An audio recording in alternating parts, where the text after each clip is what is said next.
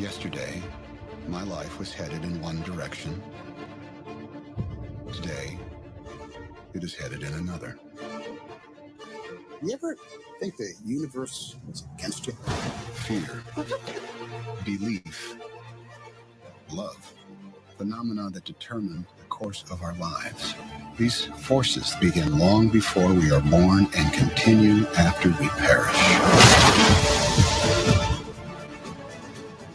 Our lives are not our own. We are bound to others, past and present. And by each crime and every kindness, we birth our future. I won't let you go again.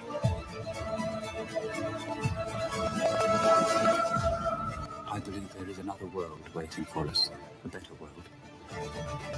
And I'll be waiting for you there. You're listening to the Outlaw Radio Network. OutlawRadioNetwork.com. All right, it's the Outlaw Radio Network for the 17th of August, the day after my youngest son's birthday. Happy birthday, Caleb. Thanks for checking out the show. We appreciate it. And happy Wednesday, everybody. Happy Wednesday to you. We get to do intros because see, Paul's not here. It's the perfect time to do intros. It is the perfect time to do intros. I see where this is going. Paige Jarquin is supposed to be here tonight. I'm not sure if it's. I had 7. Somebody else had 8. So I'm hanging out. I'm thinking later. But let's do intros because I got time to kill. I got air to kill. I got air to fill. Ladies and gentlemen, sitting immediately on my left, he is the master distiller, as opposed to what Dennis was mastering before the show.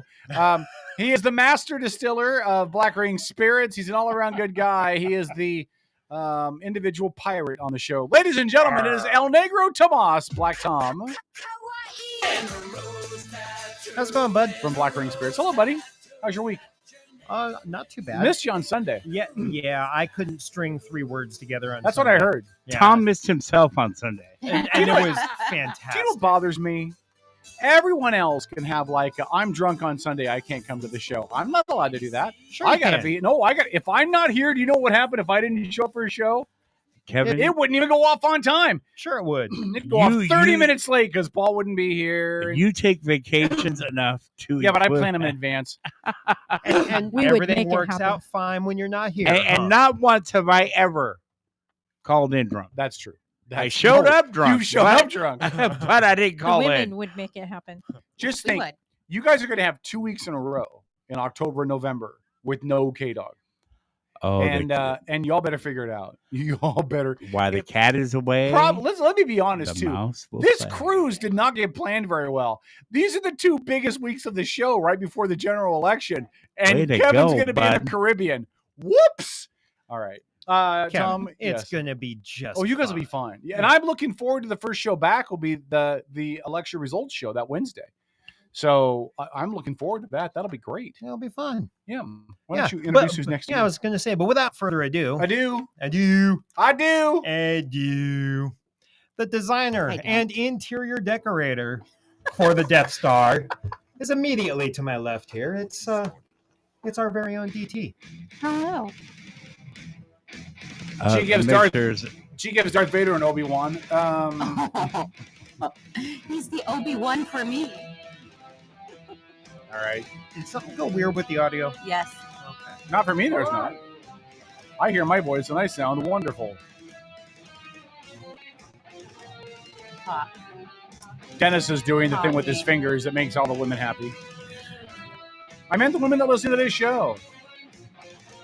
The voice that massages your ears. Margie says, what's in the Caribbean? Well, let me think. Clear beaches, beautiful sand, Swimming warm pigs. weather. Magnificent scuba diving. Weed. I am going to Jamaica, Dennis. Weed. I'm going to take you so many pictures of Jamaica, Dennis. Your head's going to spin. Oh. I'm going to swim with sharks in the Dominican Republic. Really? You're going to swim with sharks? Yeah. What kind? I think they're nurse sharks. Okay. I think they're nurse You're sharks. safe. Yeah, I Yeah, think so. they're So they're The last person that died from a nurse shark is yet to be found. Really? Okay. Yeah, nurse So sharks and lemon sharks. Okay, Dive so with them too. The way it works is you don't swim in a cage. You actually scuba in open water with all the fishes and there's sharks in the little bay inlet thing there. Yeah. Yeah. They're trained from the time they're raised around humans since they're born. Yeah, when the tiger sharks show up, Get out. Kevin's missing a butt The cheek. nurse sharks are goodbye. pretty tame, anyways. Yeah. I cannot wait. All Your right. daughter is excited about swimming with the pigs. Yeah. So in the Oh, Bahamas, that's horrible. They will bite you. Hold on. The pigs are more dangerous. In the Bahamas, there's on the island we're going to in the Bahamas. There are pigs. You can swim with pigs. Yeah, the Again, Big Island. No, it's not Pig Island because this is the island in the Bahamas we're going to is owned by the cruise line. So all the cruise lines have their okay. own islands in the Bahamas. Oh, okay. So NCL has theirs, Holland America has theirs, Celebrity has theirs, right? So the island we're going to that's owned by the cruise line, they actually part of the island is a whole bunch of pigs, That's cool. and you get to swim with them. And my youngest daughter is excited. About Did you ever watch the documentaries about a fire festival? No. That was one of the things that they all wanted to do. Swim with was pigs? go to swim with pigs. You ever watch the documentary about Fire Island? That was based on Paul's real life. All right, Debbie, why don't you introduce our other people in the room? Go ahead. Go ahead. Back from her absence on Sunday, it's the CEO making sure that we behave. Yeah. Good luck. Well, hello. And Debbie. Baby in the corner making sure that everything is broadcasting. And it looks like everything's working the way it's supposed to tonight, too. Yes. So, Boss Baby. It's a little choppy, but not bad. Boss Baby busting her ass, let me tell you. She needs to come in the Boss Baby suit. All right, he's running the boards. He's doing everything behind the scenes. It makes the commercials and the mics and the sound and all the stuff work like it's supposed to. This music, man. I had to. You know why? Because today I received in the mail, Yeah. my autographed mini helmet Where is it? of Kellen Winslow Sr. Where is it? It is in my Charger man cave. Not to be home. confused with Kellen Winslow Jr., the woman beater, right? Correct. Correct, yes. Okay. His dad just missed flights and got a little too All right. ahead of his time. All right. But part of Air Coryell, the greatest Charger team to ever exist, minus their defense. How many Super Bowls did they win? Oh, that's right. The same amount as Dave Craig and Jim Zorn, buddy. That's right. Steve Largent. I did That's find right. it. I did finally find a Steve Largent pop, Funko Pop. I collect Seahawk Funko Pops, Hamilton Funko Pops. I don't get why people collect those. I don't collect all of them. I just collect the Seattle sports teams ones and the Hamilton ones. All right, ready? Oh, Ready? Boy. oh, hold on. Ready? I got to be prepared. Okay. You know, The we gun really got to show. work this timing out, Kevin. We do. Or we need the faster computer. No, not even that. This is. You know how Jedis use the Force? Yeah. Kevin and I use the Force Yeah. to talk to each other. Yeah. He knows me really well. He knows me really well. Kevin understands. Oh, I heard music fade. That means I got to talk. That's right. That's right. All right. You ready? That comes from years and years of experience. Yes, it does. Trained professionals. Okay, we're birthday twins, just different years. So we have a cosmic kinetic connection. Ladies and gentlemen, broadcasting live from the great Mothership Studios in Port Orchard, Washington. The man who made Martha Stewart want to go back to the federal lockup. Ladies and gentlemen, beloved by the millions and millions of Outlaw Radio Network fans, he is glorious. He is K-Dog. Off the gun.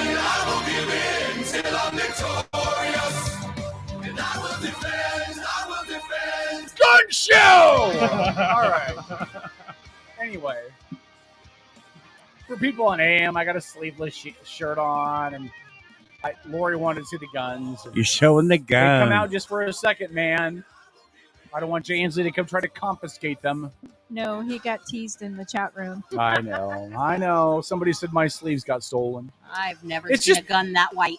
Kevin, we have to address the elephant in the yes, room. I Hold on. Why are you making this racial, Debbie? What's the question, Tom? Dennis? Sorry. Okay, you can't tell us Now apart. that you two live Great. together, I can't tell you apart. Go ahead. Great. Okay, we have to address the elephant in the room. The elephant. I'm not that big now. Is the shirt pink or salmon? Okay. It's orange. It's orange. Or Peach. peach. I Boss got Baby. peach. I can go with. What color is the shirt? Salmon. Salmon. Dennis. I can go with peach I'm going with salmon. Salmon or peach, kind of the same thing. Yeah. Well, I like salmons the are shirt orange. though. because some people will take pink and call it either salmon or rose. And I'm like- Rose? Yeah, that's how your mothers get you to wear pink stuff. No, is it? I had a I'll pink wear tie, pink. and my mom goes, "Oh, it's rose colored. It's not pink." I'm like, "You liar!" Dude, I look for stuff in pink that's my size. Well, of course you do, So does my and you kid. could usually find it because I mean, Yeah, but I mean, you gotta find cool stuff. Like you're like normal size. I would love to have a pink vest. On sale at JCPenney's right now. Seriously, just had to take my son shopping for a wedding that Really? he's going to. So I get like a pink vest to wear with one of my cool That'd be great. ties, my Yes. pocket Could you come in here one watch. night all in pink? A Well, not really all in cool pink, pink but tie. I'll Oh, I don't- want don't a Hello tempt him. Kitty tie so bad. I can't find Hello Kitty Let's ties see. anywhere. Margie said white. Why are we making this racist, Margie? Sean says step away from the edibles. I don't have any Let's edibles. see. I'm just. Who's got combing through edibles? me. Margie. Oh. Margie must. Yeah. Most sea Oh. creatures don't bother scuba divers. Well, yeah. Tell that to Jonah.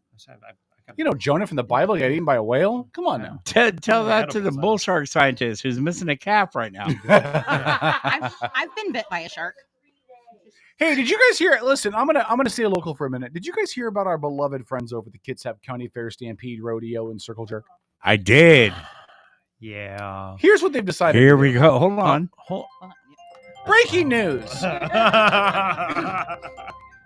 The Kitsap County Fair Rodeo Stampede and Circle Jerk has announced that they're only going to sell ride bracelets at their office in advance. You can't get them the day of.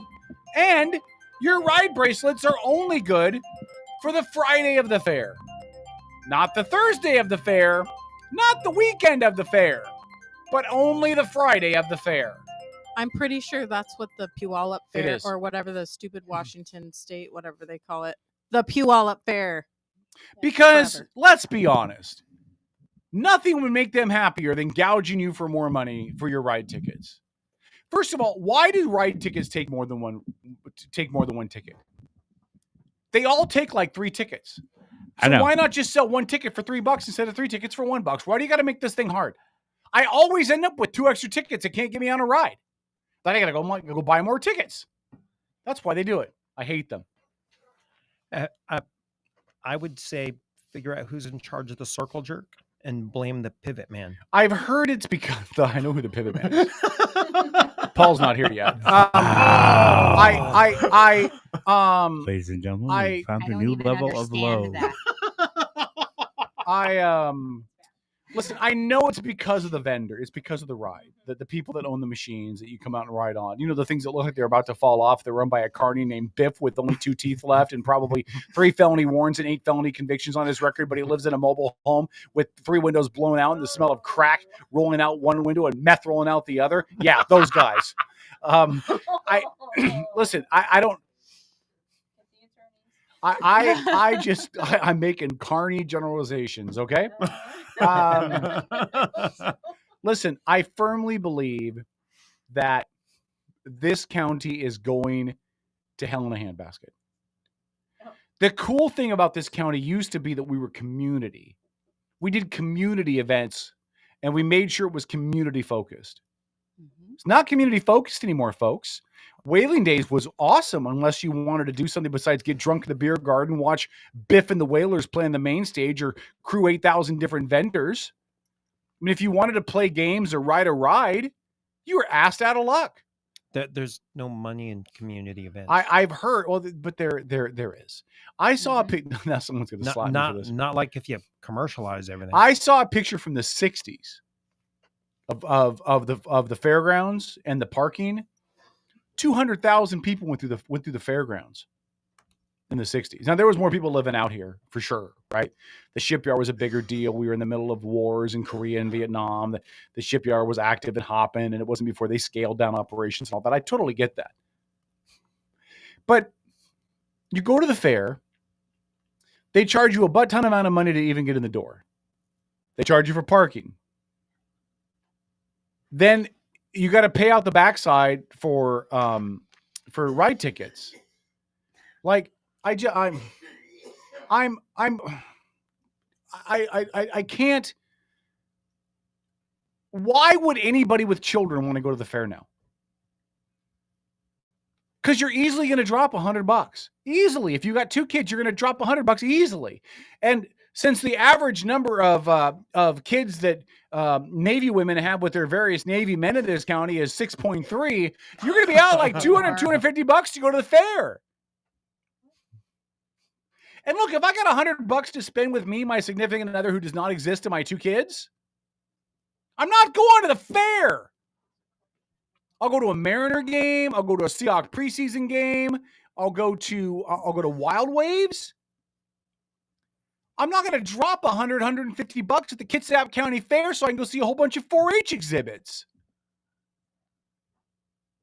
It's insane and it's dumb. And by the way, who's paying for the fairgrounds? Oh, that's right. We are the taxpayers. Who's paying for the parking area? Oh, that's right. We are the taxpayers. Who pays for all the buildings and the infrastructure? Oh, yeah, that's right. We are the taxpayers. But God forbid you let the local taxpayers get in there without paying a dime. It's ridiculous and it's stupid and I'm sick of it. Absolutely sick of it. Get them. Sick them, Kate. Absolutely sick of it. Sick them. We don't even have good name bands anymore. Well, listen, I know why they quit bringing in the good name bands. Because they didn't get the turnout for it. They just didn't have enough people that came out. Now, they had Steppenwolf out there several years ago, I think is who they had. And, people were hanging out for Born to be Wild so they could go home. 3 Dog Night. Oh, they had 3 Dog Night out there. They had Eddie Money since I've been here. Eddie Money, man. Eddie Money was. Well, this was his second time. Yeah, this was like 20 years ago. But okay, look what they're having now. They're having a country artist that plays every festival. Mm-hmm. Yeah, well, listen, what they've done is Joel Gibson Jr. Joel Gibson Jr. is great, by the way. Yeah, he is. If you like local musicians who have never been on the radio and never will be, Joel Gibson's great. I'm not knocking Joel Gibson. But here's what they've done. They've lowballed everything at the fair entertainment-wise. And they've jacked up the prices. And there's nothing at the Kitsap County Fair, Rodeo, Stampede, and Circle Jerk that I really want to see that much. There's really not. I mean, I wouldn't mind going on some rides and doing the bumper cars. I still have an affinity for the Mirror House. I don't have any idea why. Those are all fine. The Ferris wheel feels like it's going to break down the minute you get into it, but that's okay. I survived 51 years not dying on a Ferris wheel yet, knock on wood. But listen, there's nothing out there to justify spending that kind of money to go to the fair. Unless you have a kid in 4-H or you have a friend that's entered one of the exhibits. Yeah, I agree with you. Or you've never been to the Kitsap County Fair, and after you've been once, you're good. Ta-da! I've seen everything. Listen, the big annual fair festival thing out at Whaling out in Shelton is good. Mm-hmm. Whaling Days used to be good, before they quit getting rides, but they didn't have to charge a fee. Fathoms of Fun is generally a pretty good time. Whatever the thing is up in Paulsbo, what is that thing called in Paulsbo? Viking Fest. Yeah, that's a good time. Yeah, go up. I don't know why the Kitsap County Fair, Stampede, Rodeo, and Circle Jerk has to be so difficult, so expensive. Because the pivot man wants to retire, but he can't because no one will take his place. Okay. Breaking news. Off air, you guys are going to have to explain that to me. We will. Not we will. know. Breaking news. Most people in Bremerton are broke. This is not an affluent community. It just isn't. You're pricing your audience out, guys. That's all I'm saying. You're pricing. I understand it, but you're pricing your audience out. And now you got to make it so they got to pay for it. You can't even get the ride bracelet. God forbid. God forbid the kids don't have to bust the bank to ride the merry-go-round. You people make me sick. Hey, I'd like to, speaking of people of Bremerton, I'd like to comment. I actually saw Mayor Wheeler. Oh, did you? Walking the streets of downtown Bremerton. He does that all the time. Mm-hmm. He does. Talk about being approachable and available. Is he up for a re-election this year? No, he's not. No, he's not. He's up next year. No, right? I thought that just happened. Yeah. When is Bremerton mayor? Who did he run against? I don't. Oh, know. he did just run, didn't he? Yeah, I don't remember, but I swear that just happened. Yeah, he is one of the most. Oh yeah, it was approachable- last year. It was last year. Yep. He ran and thumped Bill Broughton. That's right. We had both of them on the show. Yeah. We did. Winning. See, as you say it all comes back. It does. Yeah. Well, where our brains are so overloaded with election stuff and candidate stuff and Joe Biden stuff and Donald Trump stuff and stuff and stuffity stuff. It's hard to keep track of. When, don't forget just day-to-day work and life and inflation and stuff. Hey, one more really quick story I want to touch on. So the Kitsap son, bless her little heart. Birdcage Bless their liner. little heart. I'm gonna tell you about this story, and then I'm gonna read you their disclaimer. So there was a guy that set himself on fire and jumped off the Warren Avenue Bridge. I saw that. Okay. This was yesterday. My kid's in Texas, so I love Josh Farley. Josh, if you're listening to this, please don't take this slight against you. I love you. I think you're awesome. I think you're great for the community. You're one of the few redeeming characteristics left of the Kitsap Son and Birdcage Liner. But so they write this whole thing, they tell the whole story, and at the end of it, here's what they said. The Kitsap Son, this is a quote, generally does not report attempted suicides, but the attempt was widely witnessed in the area of the bridge. And then it goes on to say those in Kitsap who are experiencing a mental health crisis call the Volunteers of America Western Washington at 888-910-0416. What the Sun is basically saying here is, we normally don't talk about attempted suicides, but there was a lot of people who saw it.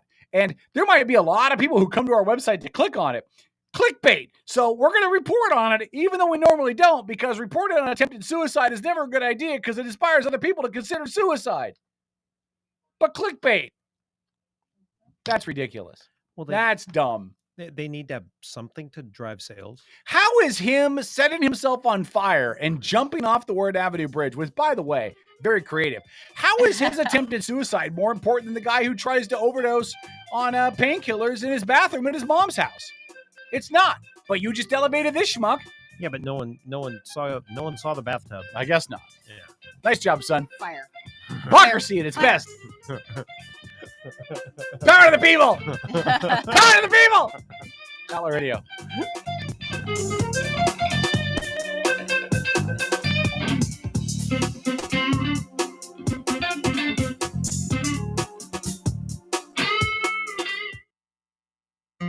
Hi, I'm Sandy Kaiser.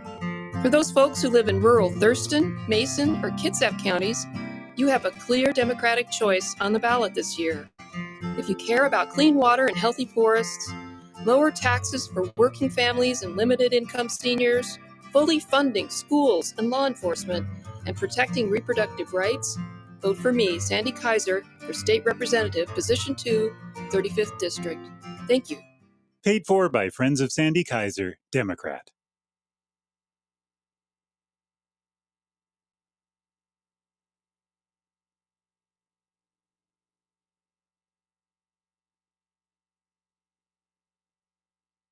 Stolen, stores are getting robbed, and temporarily appointed Sheriff Giese is playing politics. He even endorsed the very Democrats who voted to defund the police and end pursuits. That won't keep our families safe. That's why I support Rick Coos. He's a veteran with a master's degree in criminal justice, and he'll stand for us. I'm Rick Coos, and as your county sheriff, I will never put politics above public safety. Are we back? YouTube. Oh, just I on mean, YouTube? YouTube and Facebook. Facebook for about 40 seconds. Fucker! All right. All right. So, Goodness Well, gracious. let's go ahead. I was just saying, while we're on Facebook, do you want to explain Pivot Man to DT? Not on Trey Trey said on Off Facebook, air, huh? off air. Trey said Kevin is on his, what is that, red circle? I don't understand what that is. What is that red circle? K-Dog Your on his period? red circle. I don't know, maybe. Is that what it It's means? on your period. What am I? That's not nice. Anyway. Shark Week. Shark Week. Yeah. Margie says USA newspaper controls the Kitsap Sun. They do own them, which is why their website layout is exactly the same as USA Today. I don't know how much say they have locally, but I could be wrong. Coming back. Outlaw Radio.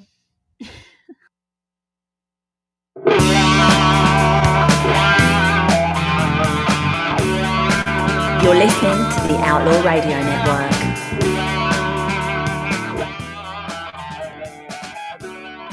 Outlaw Radio.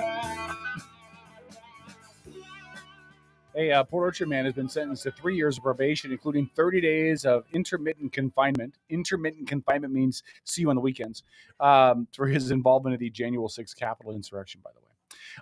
Hey, by the way, there is a new go-kart track. Did you guys hear about this? What? No. In Where? Bremerton, North Callow. In Bremerton and North Callow, literally what? 3 blocks from where I used to live.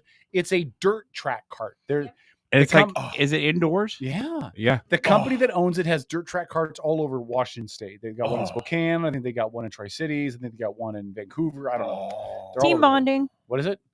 Team bonding. Team event? building? Team bonding? Team bondage? Okay, one problem with that, whoa, they whoa, got to whoa, have a whoa, cart whoa. fat No enough to strap. fit me, which usually We'll just requires strap two a together. car. We'll just strap 2 of them together. Anyway, I do think we should go. It's a they're open every day from 10 to 10. And we all have to dress like Mario Kart characters. Oh my God. I would announce it.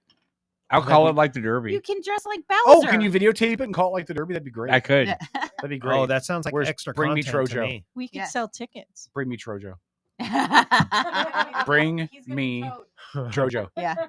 I don't think they can put a booster seat in one of those little go-karts, though. He gets to be one of those little toady guys. You know, Toad. Yeah. Toad. Oh, yeah. Koopa. Do I have to be Mario? No. No, you Can do, I, whoever can you I be want like to. Hello You're Kitty? more of a Wario. Oh, I was thinking Hello Kitty. Hello Kitty is not a Mario character. That's why I said, do I have to go Mario? Hey, we could totally do Wreck-It Ralph or what is it? The Oh my God. Princess Vanellope? I have a Princess Vanellope funny contest. Wreck-It Ralph story. It's probably not really appropriate for on air. It's not that big a Sean deal. says Tom has to dress like Princess Peach. Oh, all right. I'm in, Sean. Yeah, I'll there do you it. go. I'll do it. That's we were just talking about how good he looked in pink. All right. Don't even want to know. Oh, Tom can be Yoshi. Chris says I should be Yoshi. That works too. That'd be funny too. I think Princess Peach would be funny. I think the listeners should be able to pick who we dress up as. Okay. Well, you do realize that Chris is my business partner in the distillery, and Sean and Chris and I all know each other from college. So those two yo-yos will collaborate and have something awful for me to wear. It'll be great. Okay. Well, got their sound on? Somebody's sound is on, and I keep hearing it. It keeps throwing me off. Oh, is it yours? Okay. All right. So I'm gonna read this, and then you guys tell me what you think. I usually save the abortion conversations for Paul to get here because I like to watch him get upset when we talk about it. But first of all, there's a picture in this that shows one girl holding up a sign that says abortion is healthcare, and the other girl holding up a sign that just has a coat hanger on it. I don't know if that image works. Nope. It's really in the picture. I'll paste It's a wire hanger. the CNN article in the chat room in just a second. You want to talk about conflicting? Here we go. A pregnant 16-year-old in Florida was denied a waiver to get an abortion in the state without legal guardian notification consent after a court deemed she did not prove that she is mature enough to make the decision. Florida, which currently bans most abortions at 15 weeks, requires physicians to notify and obtain written consent from a minor's parent or legal guardian before performing an abortion on the minor. Under the law, a minor is allowed to petition the court to waive these requirements. The minor, who is parentless and living with a relative, told the circuit court that her legal guardian is fine with what she wants to do. In the opinion, the 3-judge panel in the First District Court of Appeals in Florida affirmed the lower court's decision and said there was no need to remand the ruling to the trial court. They said that that she had not established by clear and convincing evidence that she was sufficiently mature to decide whether to terminate her pregnancy. So they denied her. Now, anti-abortion folks will party in the streets and have confetti and T-shirt cannons and whatever fun things you anti-abortion people do when decision goes your way. T-shirt cannon, really? T-shirt cannons, yeah. Oh. I've always wanted to buy one. I believe it sets a dangerous precedent, though. We currently will try 16 to 17-year-old kids as an adult based on what they do, because we believe that they're able to make those decisions. I don't believe you can have conflicting court rulings. I don't think a court ruling can say she's 16 and she's not mature enough to make a decision because she's not an adult, and then turn around and charge another 16-year-old with a crime as an adult when you've already established you don't think 16-year-olds are old enough to make the decision as an adult. I'll get you. I've seen you raise your hand 19 times. Hold on. I question, again, this is not about abortion at this point. This is where you draw the lines. And those lines have to apply to more than just abortion. Lori? Okay. The rule of law in this whole case was the Yes. fact that she doesn't have clear guardianship. Now, she had clear guardianship. She stated that her guardian was okay with it, but she did not bring a guardian in. And the story says that she lives with a relative. Right. Now, speaking as a child who went through this and emancipated at the age of 16, it is a legal process you have to go through. And I emancipated from my aunt and uncle who didn't have guardianship of me. So it became a big deal. Yeah. And medical decisions were impacted everything, dental, orthodontic, all of that. So I understand where the court is delineating on this issue. She needs to get better representation. She needs to get that guardianship set up. And then the guardian needs to say that they're good with it in some written communication. But and then keep it- she could go forward. Yeah, but keep in mind, she was 10 weeks pregnant when she petitioned the court. So abortions are banned in Florida at 15 weeks. So she would have to get an emergency rush judgment on the dependency stuff and have all that done in 5 weeks. Possible? Maybe in Florida. Don't know. But I think it's a road uphill. And I'm not disputing the abortion part of this discussion, right? I'm merely saying that, you know, I've always questioned about whether or not abortion, if you were going to leave abortion legal and say that a fetus is not a life, then how can you charge someone with murder who kills the mother and the baby? How can you charge them with murdering the fetus? Like, those are conflicting ideas to me. Not that I'm supporting one or the other. Like, I'm obviously not saying that you should go kill a pregnant woman and her fetus. That's not what I'm saying. But if you argue on one argument in the state of Washington, a fetus is not a life. And that's why you're allowed to have an abortion in the state of Washington. Up to, I don't even know what the state law is in the state of Washington. How late can you be pregnant and have an abortion? I have no Third idea. trimester. Or something. I think. But so I don't believe you can logically argue, and I don't know why this hasn't been challenged in court, and maybe it has, and I just don't know. But I don't know how you could argue in the state of Washington. If you murder a woman and the baby, and you're charged with murdering the fetus, how can you be charged with murdering the fetus when you've acknowledged that the fetus is not a life, which is why the mother was allowed to abort her in the first place? And it's the same argument with this. If you say, okay, at 16, they're not old enough to make a decision about the baby without parental consent, well, then does that mean you're not old enough to start beta blockers? Does that mean that you're not old enough to undergo sex change processes because you're a minor? Does that mean that you should not be charged an adult if you do a heinous crime, even if you're 16? Because the court is establishing a precedent that says at 16, they're not old enough to make these decisions. And I'm not saying I favor one or the other. I just think you have to draw a line, Debbie.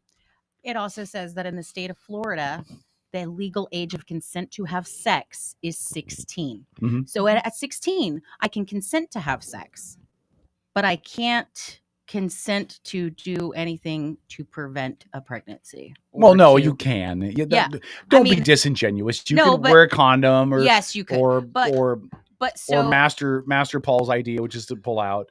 But the there's, courts you know, say that you can, at 16, make that sort of decision. Yeah. But you can't deal with the consequences of it. You're not mature enough to deal with the consequences. If you're not mature enough to deal with the consequences of unprotected sex, then you're not mature enough to be having or consenting to it. Right. But then one could argue, why aren't you taking precautions ahead of time? Well, you know, my firstborn child I was on the pill for I 3 understand. months and using condoms poof, there he is. I was abducted by aliens, apparently. And somebody, Sean mentioned this. Why not 18 to 21-year-olds can join the military but can't buy a semi-automatic rifle? True. Yes. Again, these gray areas have to be closed to me. So go ahead, Tom. What you're talking about right now, it's everything you've brought up. If you say libertarian, I swear to God. Nope.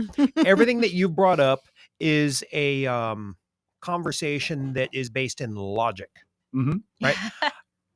Everything, all of the gray areas you're talking about is a conversation based on emotion. How do you feel? Well, no. That's where your problem is. It's like, we feel good. Well, we is, air quotes. Yeah. Royal we, whatever. We on the whoever is on the progressive left, we feel good when we give a poor abused, put upon young teen the right to start puberty blockers, etc. But it's all based on how we feel. But remember, and now we get back to my constitutional scholarness. The 14th Amendment guarantees what? Equal treatment under the law. Right. Equal treatment under the law. Yeah. You cannot have equal treatment under the law if it is a moving target. You're right. Oh, you're 18 years old. You're old enough to join the military and we'll give you a gun. Yes. But you're not old enough to go out and buy one. Right. Can't have a beer either. Yeah. No beer. At 16, you're old enough for us to charge you as an adult if you walk into a convenience store and shoot up the place. But you're not adult enough to make a decision whether or not you can terminate a pregnancy. The 14th Amendment, Kevin. Yes. As much as I adore the Constitution, yes, exists only as a reference point. And now, I mean, you could have thrown the 14th Amendment out when Congress decided to exempt themselves from Obamacare, right? Amen. So, I mean, how long has it really meant nothing except to those in power and control and those that can use it as a means of, forcing certain issues when they choose to, right? By the way, it's Paul's become here, an everybody. amendment of convenience. Everybody say hi, Paul. Hi, Paul. All right. Yeah. So it's become it's an amendment of convenience. I would agree. say. No, I agree. I think you're absolutely right. But I choose to believe, wrongly, naively, that we are still governed under the auspice and the laws of the Constitution, and that we should be doing our best to uphold those. Now, a good chunk of our elected representatives, Jay Inslee, choose not to do that. And they should be bounced from office for it, Lori. Yeah, but didn't we just have Roe versus Wade overturned Yes. through the Dobbs decision? So it went back to states' rights. Right. Okay. So you can't bring in the 14th Amendment on this particular argument because now it's a state right. As long as they're not in violation of the Constitution, they're fine. Well, no, I think you can.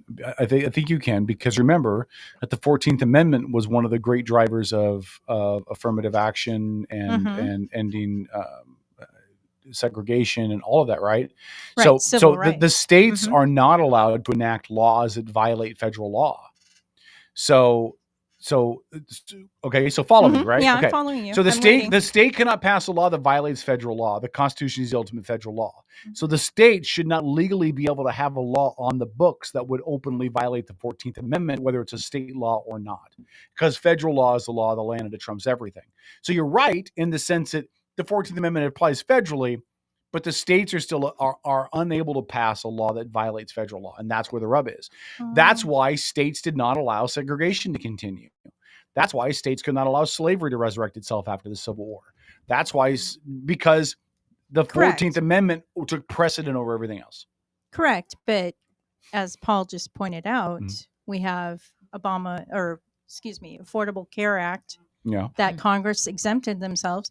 And let's talk about Congress is on their own Social Security plan, and most of the federal employees. Listen, I think parts of the system. I don't mean hurt people. That's not what I mean. But I think parts of the system have to be burned to the ground. Yeah, the I whole agree. system needs to be rebuilt. I won't say the whole system. I still think we do what we do better than any other nation on the planet. Oh, I agree. I mean, we have good bones, but there's a lot of rotten garbage that needs to be stripped I off would agree. and started over. I would agree. You may as well just rehab the whole thing. It's I would like, agree. Knock the building over, It's a leave good one word corner choice, up. Tom. Good, like a house. Yeah, right? like a house. Leave one corner of it up. Yeah, your point is flip it. Yeah. Yeah, I got you. Sean said the far right and the far left both seek to control people. They simply cannot agree on the strategy. That's true. That's absolutely true. Yeah. Margie brought up The only new ones that don't are libertarians. They don't want to control anything you do. Margie Thank you, says, Paul. Margie said new IRS employees. I don't want to have that conversation anymore. Again. There's a lot of people that are just ignorant on this IRS thing. Well, Just Kevin, I think you Just need to ignorant. acknowledge that you have a different opinion for different reasons than some people.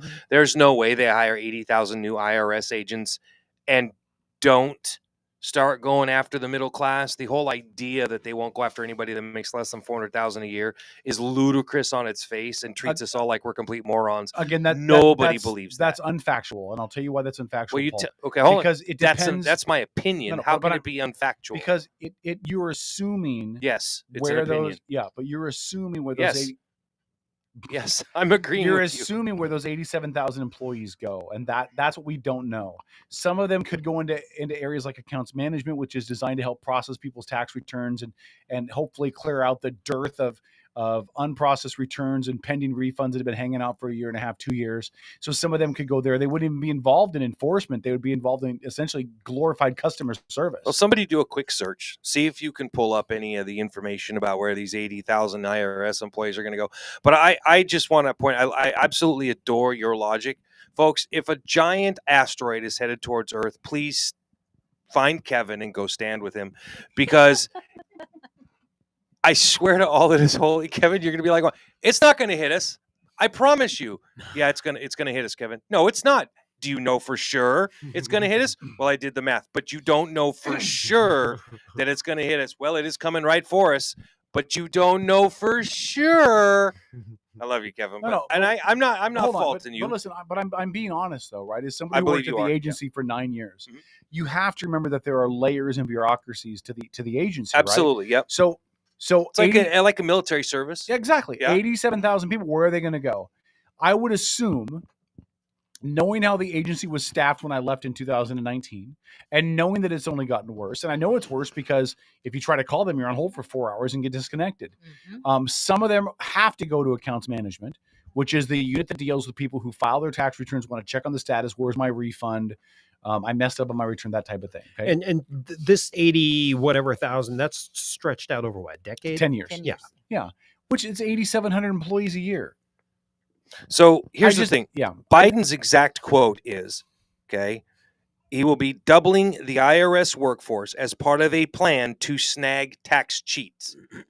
That's the stated position of the White House. Okay. And their total budget would increase annually by 10%. Double the size of the IRS by hiring 87,000 new workers over the next 10 years as part of a plan to chase down tax cheats. The hiring spree, part of a bid to increase IRS funding by $80 billion, will be phased in to give the department time to adjust. This is coming straight from the Treasury Department. The agency's workforce would never grow by more than a manageable 15% each year, and then its budget, goes up 10%.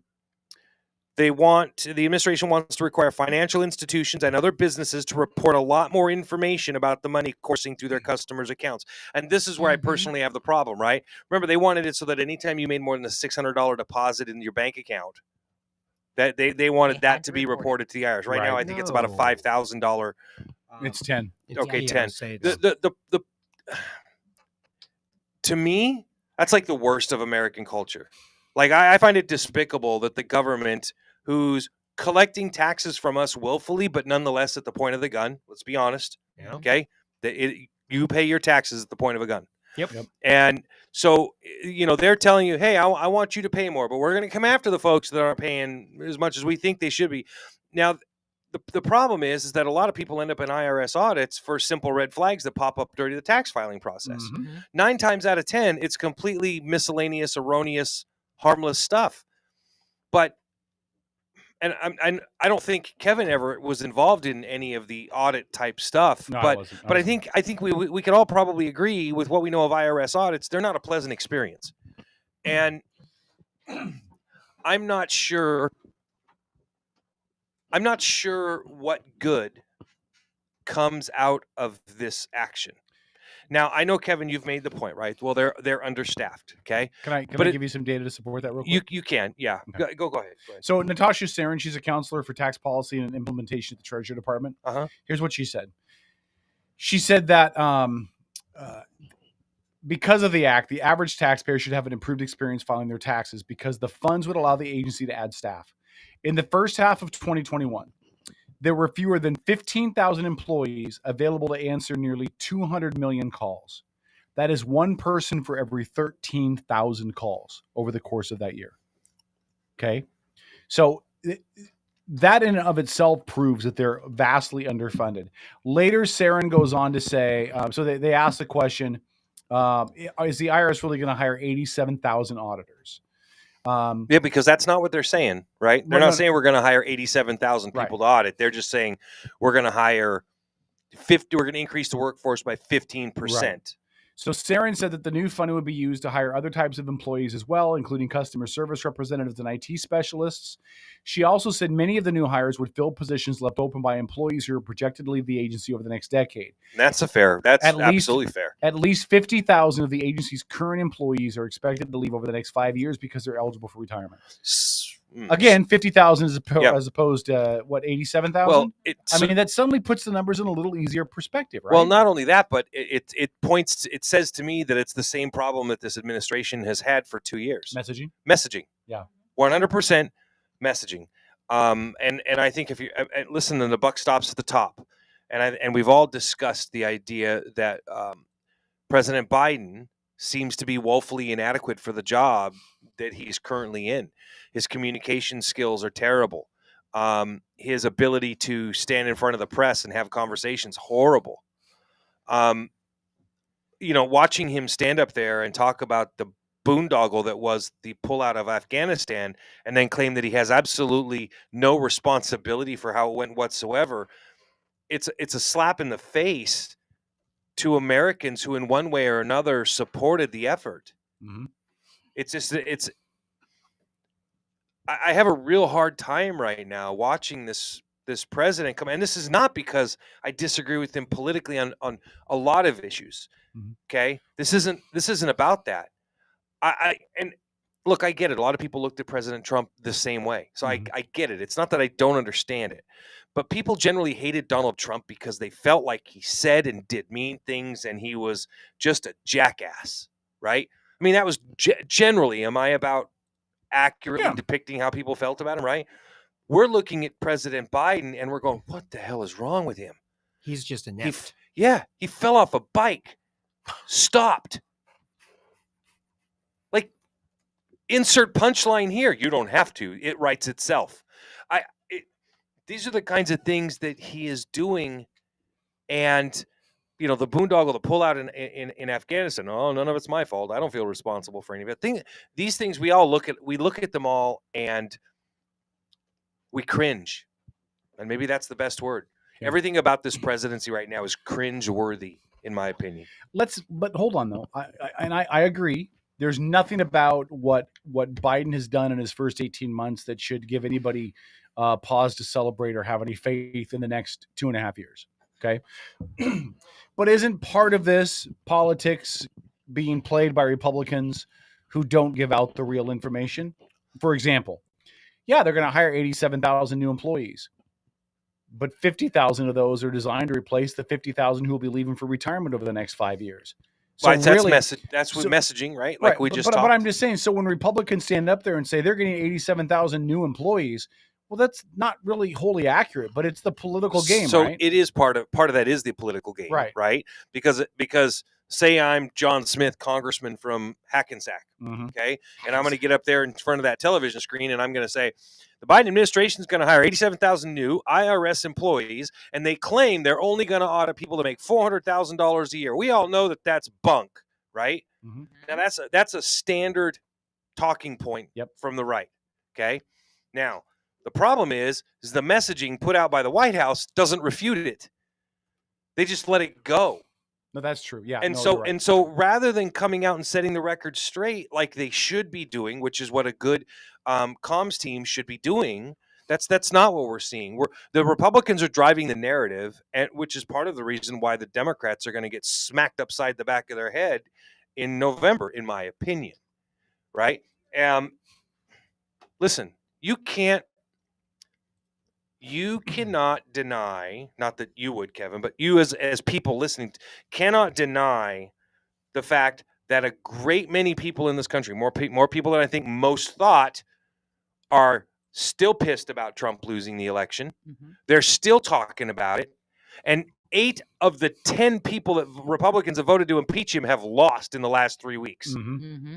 Right? Including Cheney yesterday. Yep. Dude, the question, Yep. Here's the thing, man, about Cheney, okay? And, hold on, there was no question she was going to lose. It was, is she going to lose by 10 points or 30? Wrong. It was 40. She like, got her backside handed to her. Yeah. And then that moron got on stage and talked about how she's considering running for president. So you couldn't get a corpse to vote for you. Oh, wait. No, may not entirely be true. I hope she runs. I really do. Not because she's got a shot in hell. It'd be a short primary. It'd be fun to watch her and Trump on stage with each other. Her problem is she has her own level of Trump derangement syndrome. Yeah. She hates him because he made it clear that her daddy screwed up. And to me, what you saw out of Dick Cheney's daughter was, and you've been hearing this a lot, right, in the last few days, democracy. Oh my gosh! If Trump's endorsed candidates, I keep winning, I fear for our democracy. Hey, numbnuts, that is democracy. Yeah. That's the point. The point is that they haven't dropped it, they haven't forgotten it, and they're coming for your positions. Yeah. Mm-hmm. Hey, really quick, I want to back up on something that we talked about before you got here, but we had somebody post this actually on our Facebook page. I had a weird nightmare that you were trampled by a group of flamingos. Kevin posted this on our page. He said, you're talking about the fairgrounds. Here's another thing the county's doing. The fairgrounds are also raising the price to rent out the pavilion, so the annual wrestling meet that the local schools hold will no longer be possible. What good is having a taxpayer-funded facility that no one can use because the rental fees are so high? The county wants to increase from something like $2,500 to $12,000. Now, let me just say this. Thank you, Kevin, for sharing. I can't vet the information. It just came in, but it's part of the conversation we had earlier. I will say this. If it's true, oh boy. Like literally, something has to give at the county level. If you're going to tell the schools, if you want to have your annual wrestling meet at the pavilion, you got to pay $12,000 or something even remotely close to that, boy, some heads better roll. I think a broader question to that is if the county believes that organizations, nonprofit schools, and others can afford that, and their thought is think of it like any business, right, Tom? Like your business. I mean, how well do you think your business would do if you spent not a lot, but a little, like maybe say 5% extra time working on a whiskey, and you go, this is a pretty good whiskey. Like, it's not great, but it's pretty good, right? This will sell. I'm going to put this on my shelf, but I'm going to sell it for $70 a bottle. You'd be like, how come nobody's buying? Right? And that's what's going to happen to the county if they do that. Yeah. And then what's going to happen? Then the county's going to have to turn around and go, we can't pay our bills. They're going to ask us to increase taxes. There you go. To cover the gap for the fact that they mismanaged the damn thing. There you go. I don't know if it's true. I believe that. Listen, the county and the cities in the county have all done a really good job of increasing fees and user fees and all that kind of stuff. So this doesn't surprise me. I don't know if the numbers are reflective of what the truth is. I just don't know. But if that's even remotely true, boy. You talk about the elite running things. We've seen this for a while, right? I mean, remember, Kevin, just a few years ago, we made an issue after we saw Kitsap County Commissioner Charlotte Garrido put the county stamp of approval and her name on extreme leftist documentaries that were being shown in a public theater, and she put the county stamp on there. We've seen this level of mismanagement. Like the county had endorsed it when in reality they hadn't. Correct. She wasn't allowed to use it, and she did. None of this stuff is good, and which is why you should all keep listening. Press the like and subscribe button to Outlaw Radio Network. You know what we're going to do in a minute? You know what we're going to do after the break? What are we going to do after the break? With Paige Jarquin. Awesome. She's running for 23rd District, position number 2 for state representative. She's thrown her feet in the ring And we're going to get our first chance to talk with her about the race and the seat and why she's running. And it'll be a good chat. So stick around for that. It's the Outlaw Radio Network. Back after this on Mega Talk.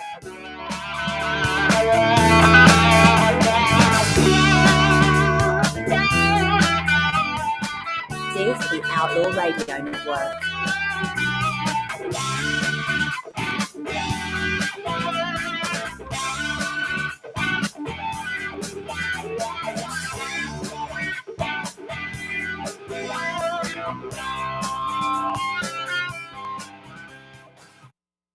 Kitsap County is seeing record-setting crime. Cars are getting stolen, stores are getting robbed, and temporarily appointed Sheriff Giese is playing politics. He even endorsed the very Democrats who voted to defund the police and end pursuits. That won't keep our families safe. That's why I support Rick Coos. He's a veteran with a master's degree in criminal justice, and he'll stand for us.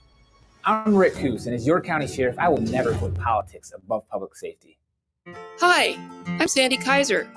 For those folks who live in rural Thurston, Mason, or Kitsap counties, you have a clear Democratic choice on the ballot this year. If you care about clean water and healthy forests, lower taxes for working families and limited income seniors, fully funding schools and law enforcement, and protecting reproductive rights, vote for me, Sandy Kaiser, for State Representative, Position 2, 35th District. Thank you. Paid for by Friends of Sandy Kaiser, Democrat. Admin a la carte are specialized local experts committed to helping you run your small business. From general admin and sales support to marketing, digital media and technology to real estate and compliance. Admin a la carte's only goal is to take your business to the next level. Find out how Admin a la carte can elevate your business. Visit admin-alacarte.com for more information. That's admin-alacarte.com. Admin a la carte. Your business doesn't fit into a box. Why should you have to? Hey, it's K-Dog with the Outlaw Radio Network. The elections are almost upon us already. Can you believe it? That means between now and November, we're going to have the opportunity to learn about all the candidates, causes, and issues that matter to you. So join us on the Outlaw Radio Network every Sunday night from 8 to 11 p.m. We'll talk to candidates like Jesse Young, Tara Simmons, and more. Get yourself informed for the November elections right here on the Outlaw Radio Network, exclusively on Mega Talk Radio. Hey, it's K-Dog with the Outlaw Radio Network. We are everywhere. You can follow us on all your favorite social media channels, including Facebook, Instagram, YouTube, Vimeo, and more. And if you want to follow me personally, hop on your Twitter and just search for K-Dog the Outlaw. And don't forget our really cool website, outlawradionetwork.com, full of all the cool merch you've been looking for. Outlaw Radio Network. Are you an outlaw yet? Hey, it's K-Dog here. Don't forget to check out our brand new website, outlawradionetwork.com. Not only can you catch live streaming of our live shows, you can catch an archive of all of our older shows. On top of that, the coolest merch on the web. Outlaw Radio gear is available with some great stuff now and more stuff to come. Only available at outlawradionetwork.com. Get outlawed on outlawradionetwork.com. I'm Paul George of the Indiana Pacers. When I was 6, I had one thing on my mind. When I was 6, my days were spent playing basketball every chance I could. When I was 6, my dream was to make it to the NBA. When I was 6, my mom had a stroke. So I want you to learn the signs of a stroke fast. F-A-S-T. F, face drooping. A, arm weakness. S, speech difficulty. T, time to call 911. Because the sooner they get to the hospital, the sooner they'll get treatment. And that can make a remarkable difference in their recovery. I'm Paul George. Protect the ones you love. Spot a stroke, F-A-S-T. Fast. Life is why. Visit strokeassociation.org. Brought to you by the American Stroke Association and the Ad Council. So why do teenagers play high school sports? My reason why is a sense of purpose. My reason why is love for the game. My reason why is to inspire others. One reason student athletes seldom mention is to get an athletic scholarship. They know that only 2% of all high school athletes are awarded a sports scholarship, and most of those are worth far less than the cost of tuition. So, why do they play? My reason why is commitment. My reason why is friendship. A sense of purpose, love for the game, to help others, friendship. There are lots of great reasons to play high school sports and to participate in other high school activities like cheerleading, debate, and music. Tell us your reason using the hashtag #MyReasonWhy. This message presented by the NFHS and the Washington Interscholastic Activities Association.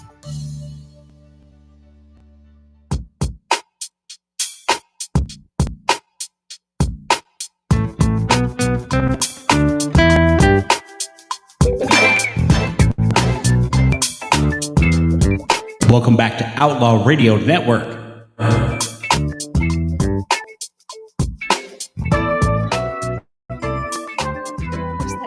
All right, Outlaw Radio. Why are you talking in the background? You're about to come back from break. And I was like, I don't know. That came out my mouth. Was that Dennis? It did. It sounded like Dennis was breathing heavy in the microphone. I was for half just a like, second. what?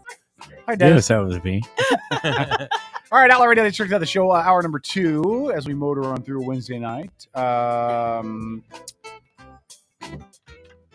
was going to say something. I forgot what it was. I'm a professional. Don't try this at home. Paige Jarquin joins us here in studio. Paige is running for the 23rd District, Position 2, which is up in North Kitsap. You're challenging against Tara Simmons, who's the incumbent. And you are... No? No. Well, no, that's Janelle. Yes. I knew I was going to mess up in the race somewhere. Every single interview I do, Paige, I mess up somewhere. No, this is Janelle. That's Paige. I know. I was just kidding. I was just Don't. messing with I had to stop for a second. I had to stop for a second. All right. That was never mind. mean. So position It number was fun, 2. you know. Paige, thanks for coming in. Thanks for joining us on Outlaw. Well, thanks for having me. So just tell us about yourself. Are you local, Kitsap County? What's the story? Who are you? Who am I? That's a great question. I could talk about myself all night long. So let's start. Please there. do. Yeah. So I am not local to Kitsap area. I've been Okay. here for 5 years, since 2018. I chose Washington, Kitsap in particular, as our new home after my husband retired, to come here with our Navy son. So that's kind of how I ended up here, was, helping him as he was getting out of the Navy and going through a divorce, and had 2 young kids, and fell in love with the area, quite honestly. We started as a military family, so we've lived and moved all over the place, but I originally hail from Southern California. What? Disneyland fan. Really? You willingly left Disneyland to come up here? Huh? I willingly left California. If she's a Republican, do you really need an explanation? I don't blame her. Although it's not much better here now. That's what we're working towards. Yeah. Hey.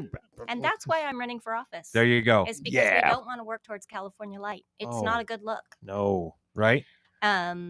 So I got here. More about me personally. I've been married to my husband for 38 years, and we have 3 amazing adult children who are human children. They're great. Sorry about that. Human children. That sounds terrible. I have adult children that are great humans. I'm very proud of that accomplishment We've in my heard life. considerably worse from the left. It's okay. And I have 8 grandkids. And my husband worked for the state of California in the Department of Transportation. I spent most of my business career in leadership positions. So I was a realtor, a mentor, and a trainer for 18 years. And prior to that, I worked in the manufacturing industry. And then to correct my earlier faux pas, Drew Hansen is the person you're running against. Correct. Why run? Why get involved in politics? I ask this to every candidate that comes in here. Why put your hand in that garbage disposal that is politics? Because it's gotten to be so ugly and caustic. Well, first of all, it doesn't have to be ugly and caustic. And that's part of the reason I'm running, is because it doesn't have to be as divisive and ugly and nasty as it is. I think it started 10 years ago when I showed up at Chick-fil-A, because they opened one in our town and everybody was boycotting it because I don't even remember why, but they had done something unfair or unhappy. It was the beginning of that cancel culture thing. And I had a problem with that. I think it's time to stop looking at people as an issue or as a party or as something other than another human being that we need to get along with. And so it started there. But what really got into it for me was I had 5 grandchildren in the public school system here. And with COVID, my husband and I spent, the entirety of COVID homeschooling them. It gave me a window into what they're learning in the classrooms. And quite honestly, it's frightful. What's the age range for those? So I have a 14-year-old and then 11, 10, 9, 7, and 6. Oh, so the age range is perfect for if you make it to the Right. House of Representatives and some of the people you have to deal with over there. I'm sure you'll be well trained and Yeah. and well patient. Maybe they're a little more like the 3-year-old toddler. We don't know though. Not Bring till your we get there. crayons. Yeah. I just wanted to kind of give you a little bit of, like, when we first do an interview with a candidate and they're in here for the first time, like for us, the most important thing is for the people that are listening to get a chance to know you, right, and learn about you. So we truly appreciate you taking a moment to kind of just talk about yourself, your background, and where you're from. It means a lot. And we frequently talk about our uneducated populace that still gets to vote, right? And so we take it upon ourselves to kind of help educate them, give them an opportunity to see the world through your eyes, see what makes you tick, and that's why this is so important. So Yeah. again, thank you. Well, you're welcome. Thanks for having me. What makes me tick is relationships. I think relationships are the basis for everything that we do on this earth, every interaction we have with other people, regardless of the arena that we're in. And relationship was already starting to wane and become less important. And then COVID hit and it was completely just kicked right out the door. There was no interpersonal reactions with each other, interpersonal actions with each other.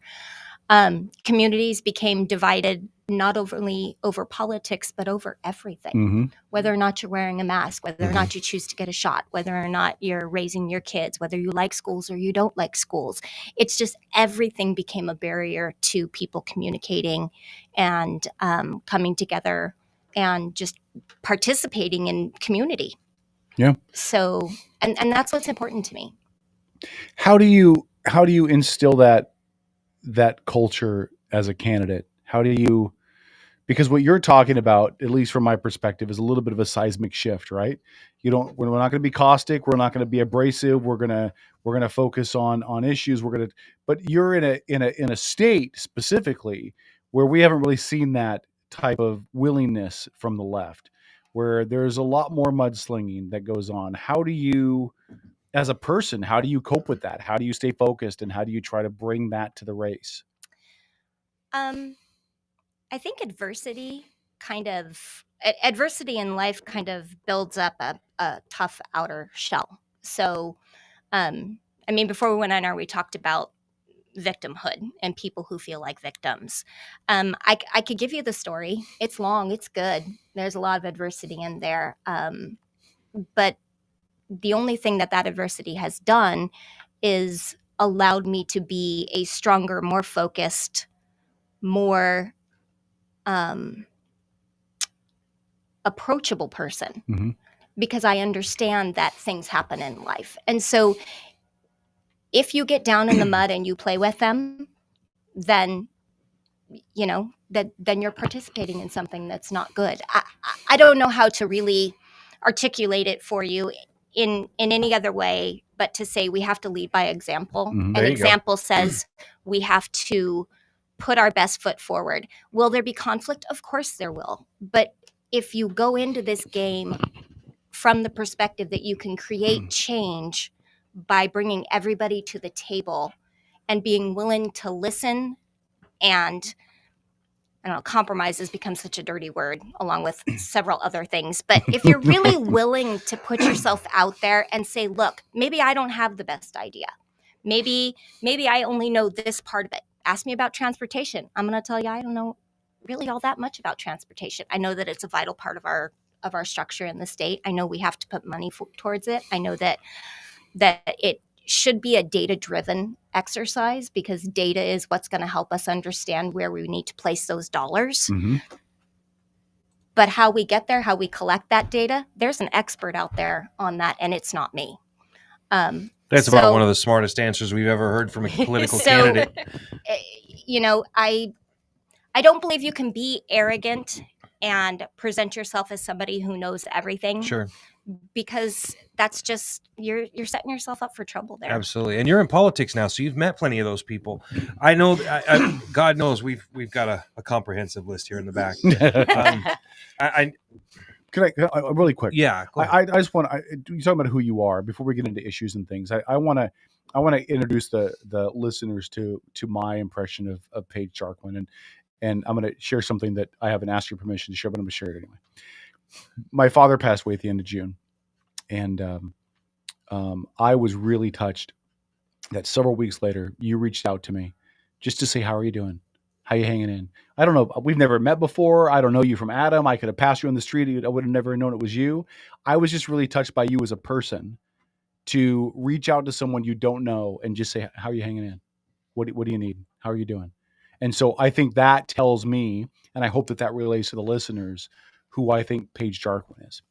And it really touched me. And I just wanted to thank you and just publicly, something you would have never brought up on your own because that's not who you are. But it just said a lot to me about who you are. So thank you for that. Paul, go ahead. Well, you didn't say nothing about that, Kevin. You just kind of kept that all to yourself. I did. No, I did. I know you didn't do it for public consumption. You just did it because that's who you were. But I think that, I think it's really easy to be like, oh, well, she's a politician. You know, she's going to say whatever she needs to say on the mic to garner votes or get support or get elected. And what my feeling, my interaction with you has been far different than that. A complete total stranger who just cared enough to say, how you hanging in? How you doing? I've been there. How are you doing? And I think it spoke to what your character is. And I think character like that, you can't fake. And I think character like that is what we need in Olympia. So, Paul, I didn't mean to cut you off. No, it's fine, especially for a good story like that. I can really appreciate it. I don't even want to follow that up with issues because it just stinks, man. Yeah. Like horrible transition. But that's okay. There you go, Paul. You're welcome. That's okay. Well, I can tell you this: if you want to learn about transportation, Kevin will absolutely tell you all about how terrible the ferry system is. But we won't go there because it's a boring. Nobody cares boring about me topic. anymore. I'm the last one on the ferry. We can just go back to some of our previous shows. It's in there. It's all there. Yeah. So tell us a little bit. Let's talk about a couple of the issues. Some things that for you are maybe personal, or maybe if they're not a personal issue that you want to tackle, something that just speaks to you. And like usually when we see somebody who sits in this chair between us and we're starting to talk about what caused them to run, usually there's like one issue that drug them into politics, like reached out, grabbed them and pulled them right in. Was there something like that for you? It was the schools. Yeah. It was the schools. It's the ability to know that my grandchildren, I'm a huge public school advocate. All of my kids, we did all the schools. We did private school. We did Catholic school. They ended up in public school. And to this day, I really truly believe that your child can get an excellent education in the public schools when the parents are involved. Absolutely. Couldn't agree more. My children flourished in public school because I was there all the time. I worked full time. I mean, we were a 2-income family, but still my kids' teachers knew my name. I was in the classrooms at least once a week. I was the room mom for the parties. You know, I did all the things. And having that relationship with the teacher allowed me to stay on top of what my kids were learning. My youngest son was in special day, so special education, his whole school career through high school, kindergarten to high school. And there was a time when he wasn't getting the services that he needed. And I was able to go to the school district and say, this is what he's entitled to. How do we figure out to get him that? Because it was the teacher who came to me, says he's entitled to this and I can't give it to him because I'm top heavy with kids who have behavioral issues. And what you were talking about hits home for a lot of people. Yeah. I had to volunteer one day a week at my son's school, just like you said, just to make sure he was going to get the things that he needed. And I learned a lot. We had thought he had dyslexia, but then found out after second grade, they don't test the kids for that anymore. I'm like, you got to be kidding. Like these kids are no, when they're going from that process, right? They're not learning to read, they're reading to learn. And it's just, and now doing homeschool during COVID, you really get a chance to put the other set of clothes on and really get a feel for it. And then you start looking at curriculum, right? Mm-hmm. So if I'm reading you correctly, a big part of your push here is also the curriculum, correct? Correct. And so when you were homeschooling, I don't know. I mean, there's lots of different homeschool programs that folks can go through, and I believe that some of it was actually through the school districts, right? It was actually, let me clarify, it Yeah. wasn't traditional homeschooling where we provided the content and taught them. Mhm. We did what the school Okay. had us do. So you were, Right. so you really got a feel for the school's Yes. curriculum because that's what you were teaching. Okay, I got you. I don't think. I mean, we've over the last few years we've really beat that horse to death, and so I don't necessarily know that we need to get into that, right, Kevin? But Right, Kevin? Well, no, he was. Well, no, but I guess I'm curious the curriculum specific. When you were going through the curriculum with them, were there times in that curriculum you were like, "Why is this in here? Why should this be included?" Or was it benign at that point? I think it was benign. Honestly, it's not. The first thing that caught my attention was the lack of educational content. Mhm. Actually, it seemed below their age level. A lot of it was things that you had to do on your own, and kids in second grade, first grade, the junior high, she did okay. I mean, she did okay. Not a lot of accountability, but she made it through. But the younger kids, they're like, go read this program online, ABCs, where the program reads you a book. And it's a benign book, but they're not learning anything. Yeah. Right. They're not learning anything. And then when you add on top of that the whole CRT thing, and most importantly, the comprehensive sexual education parts of that, the curriculum itself, when you look at it, is fairly benign. I haven't delved that deep into it to find all the little things that are wrong. But it's the supplemental stuff that comes in. And that's done on such an individual basis by the teacher that nobody reviews that stuff. It just comes in however they want it to come in. And parents were completely unaware of the supplemental material. Absolutely. And that's where the dangers lie. Right. How far behind do you think that our kids fell during the period of COVID? I think they missed an entire grade level. Yeah, that's what I think too. At least. At least. Yeah. Yeah. I would go with 2. You think 2? Yeah. But then you have to look at the grade level and you say, well, what's grade level? Because statistically, Washington State is 70% behind in reading and 50% behind in math. I mean, and these kids are our future.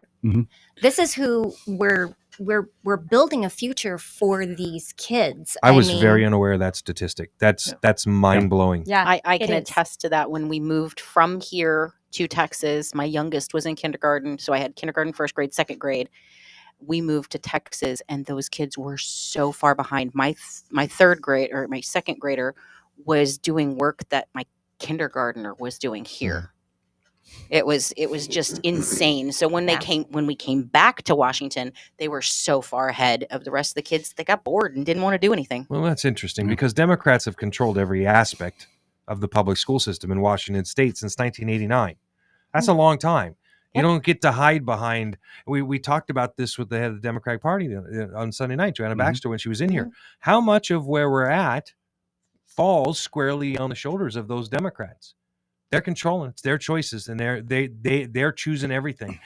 Now, we've talked a lot. We've talked with people like Jesse Young and others.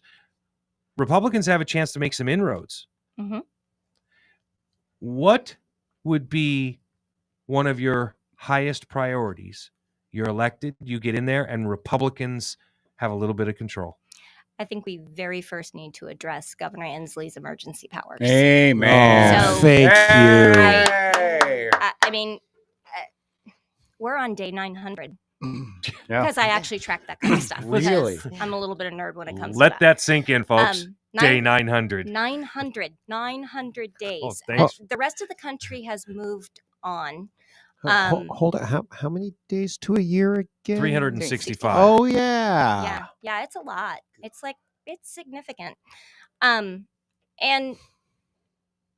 not just take them away, but we need to reform them so that if we find ourselves in a position again where we have this kind of, let's just say, global pandemic, this issue like Monkeypox, this, yeah, that's coming.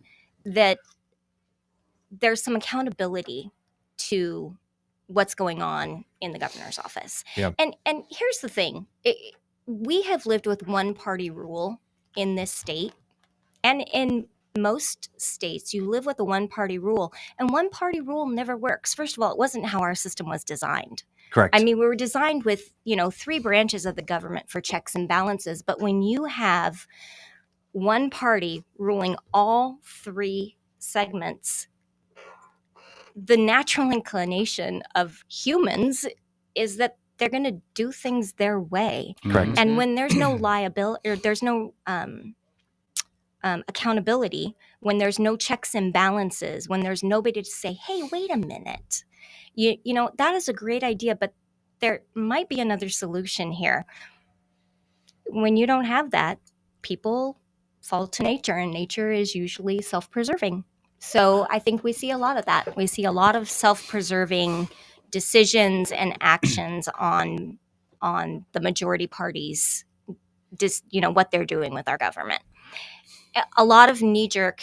I mean, we've become a society that responds to everything instantaneously, right? And so we have these knee-jerk reactions. Like, take all the laws that were passed in 2021 regarding the police and their ability to pursue and their personal liability if they do their job, all those things that needs to be addressed right away. Sorry, I'm straying off. No, question. you're fine. But the thing is they reacted, right? And it was an extreme reaction, which is what we're seeing. We're seeing 10% over here and 10% over here. These extreme people are making decisions for the 80% in the middle that really want to do their job. They want to live their life. They want to drive their car and go for hikes on Sunday, go to their favorite sporting event. They want to just live their lives, but we've got the 10% on either side making decisions for all of us, and it's just not working.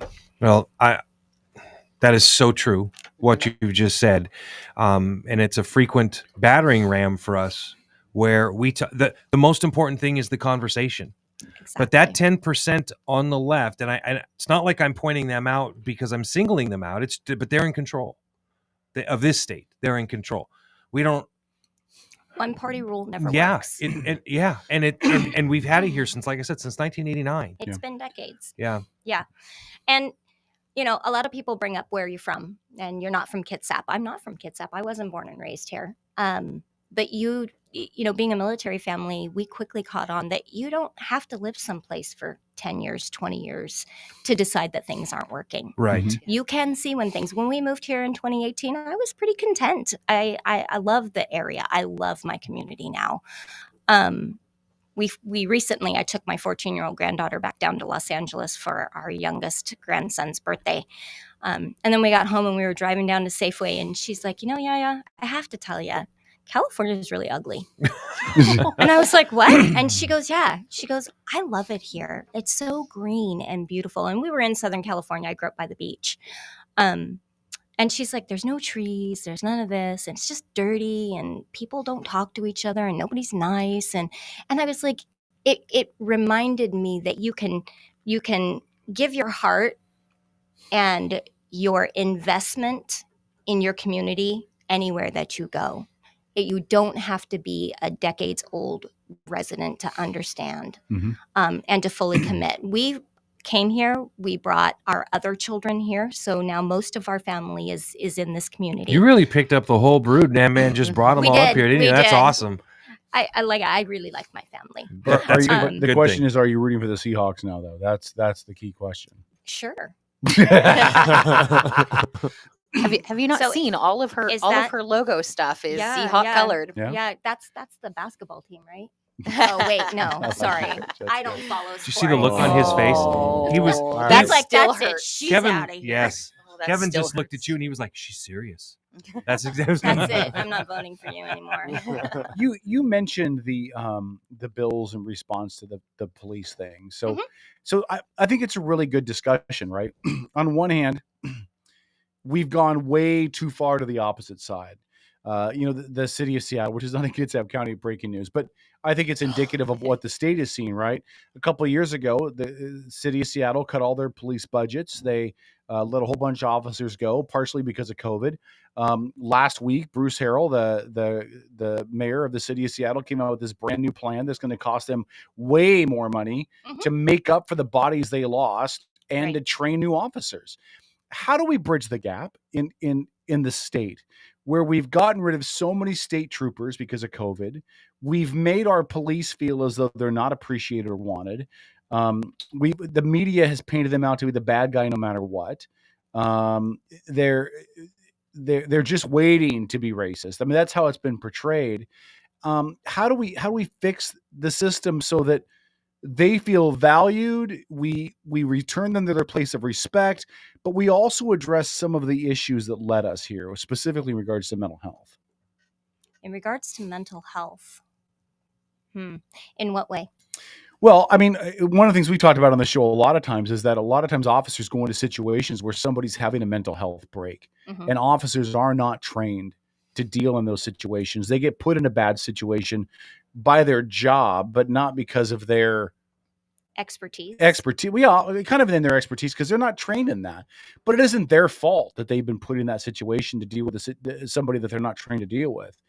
So I personally, I think that the mental health component has to be addressed, but not at the extent of defunding or belittling or telling you're not valid or you're not important or we're not going to serve police here, as somebody we've heard several Starbucks have done. How do we fix the two? Well, we stop banging on the race equity drum. It's not that I don't believe that there's a disparity, and that historically different ethnic groups have been treated differently or not well. Because I mean, we have a history right in front of us. We can acknowledge that without furthering it, without making it the focal point. It's, I don't want to say it's unfortunate, but it's unfortunate that that our police officers have lost the level of respect that they have. So how do we get back there? We educate, we fund, probably more than we would have in the first place. Yeah. I mean, a lot of these laws were set to provide racial equity. But in fact, the very people that it was intended to protect are now suffering the most under these rules. We basically wrote a permission slip to criminals, right? Criminals are like, oh, you can't chase me? Oh, you can't arrest me? Okay. And if you do arrest me and I get injured, I could sue you, right? So we've basically written them a blank check. That's what we've done. And we now have to write a larger check to our police departments. Police officers are not traditionally trained to handle the level of mental illness that they experience out there. And the level of mental illness that we're seeing is related to multiple things. It's not just people who are mentally ill and living on the streets. Some of it has to do with drugs and the way that the drugs fry your brain. I mean, people who do meth, they're gone. You know how hard it is to get off meth? Because it chemically changes your brain. Like physiologically, it changes your brain. So there's no coming back from that. So you have to look at this as a multifaceted problem. But how we get out of it is we throw money at it, which sounds, it sounds bad, but that's what we're going to have to do. We're going to have to hire more officers, not just to replace the ones that we got rid of through mandates and, through all these law changes. I mean, I have friends that have left, police officers. I talk to police officers and they're like, yeah, I'm looking for another gig. I'm trying to figure out what kind of business I want to open because I don't think I can do this for much longer. They're not protected. They're not respected. It is part of the big problem with law enforcement, right? It's like it's a double-edged sword for them right now because on one hand, they're being sued by everybody because they look at somebody cross-eyed. But there's more threats towards them. There's more hatred, and that's spun up by the media in a lot of ways. But it's also spun up because of a lack of accountability so that when a cop does act bad, right? And we've seen so many different reasons and so many different ways that relations with law enforcement has soured over the last few years. It's right, but sad. it's not just the media's fault. It's not just the We liberals' blame them, fault. though. But that's us. We blame them. That's okay, Yeah. and you can do that. Yeah. I mean, Yeah, you we know. will. It's okay. We'll keep going. But it's also on the citizens of this community. You know, we talk about the divide. We talk about how we're divided on all these things, and in that mix, we have failed. All of us on every side have failed to step up and say, we respect the police. We want to back them up. We want to make sure that they can do their job. We're not teaching our children, our future generation, to respect this job that these people do. Absolutely. Because Yeah. it's a hard job. I drove around for 5 hours in a city of Bremerton with a city of Bremerton police officer, and I was blown away. I mean, they got together, you know, they were taking a little break, and there were 3 of them, and they were talking, and I was just listening because I really wanted to hear what they had to say. And they're like, oh yeah, car thefts are down this week, but that's because I'm making these names up. Joe got picked up down in Bend, Oregon. Sam, he got picked up last week at something, and then 2 more guys that they named off, and they're currently in jail, or they were at that moment. And they're the 4 known people that steal cars. Mm-hmm. And so, I mean, the police know. They know what's going on. They know who it is. It's the same people who do the same crimes, because criminals are criminals until they're held accountable for their choices. So Angie mentioned in chat, I want to ask you, body cameras. Obviously, not all departments use them. Would you be in favor of a state requirement on body cams and punitive reactions to officers who are in the line of duty who suddenly find their body cams turned off when something happens? So that's 2 questions. Yes. Am I in favor of body cams? I'm not a fan of hard, fast rules for a lot of things. I think that we need to.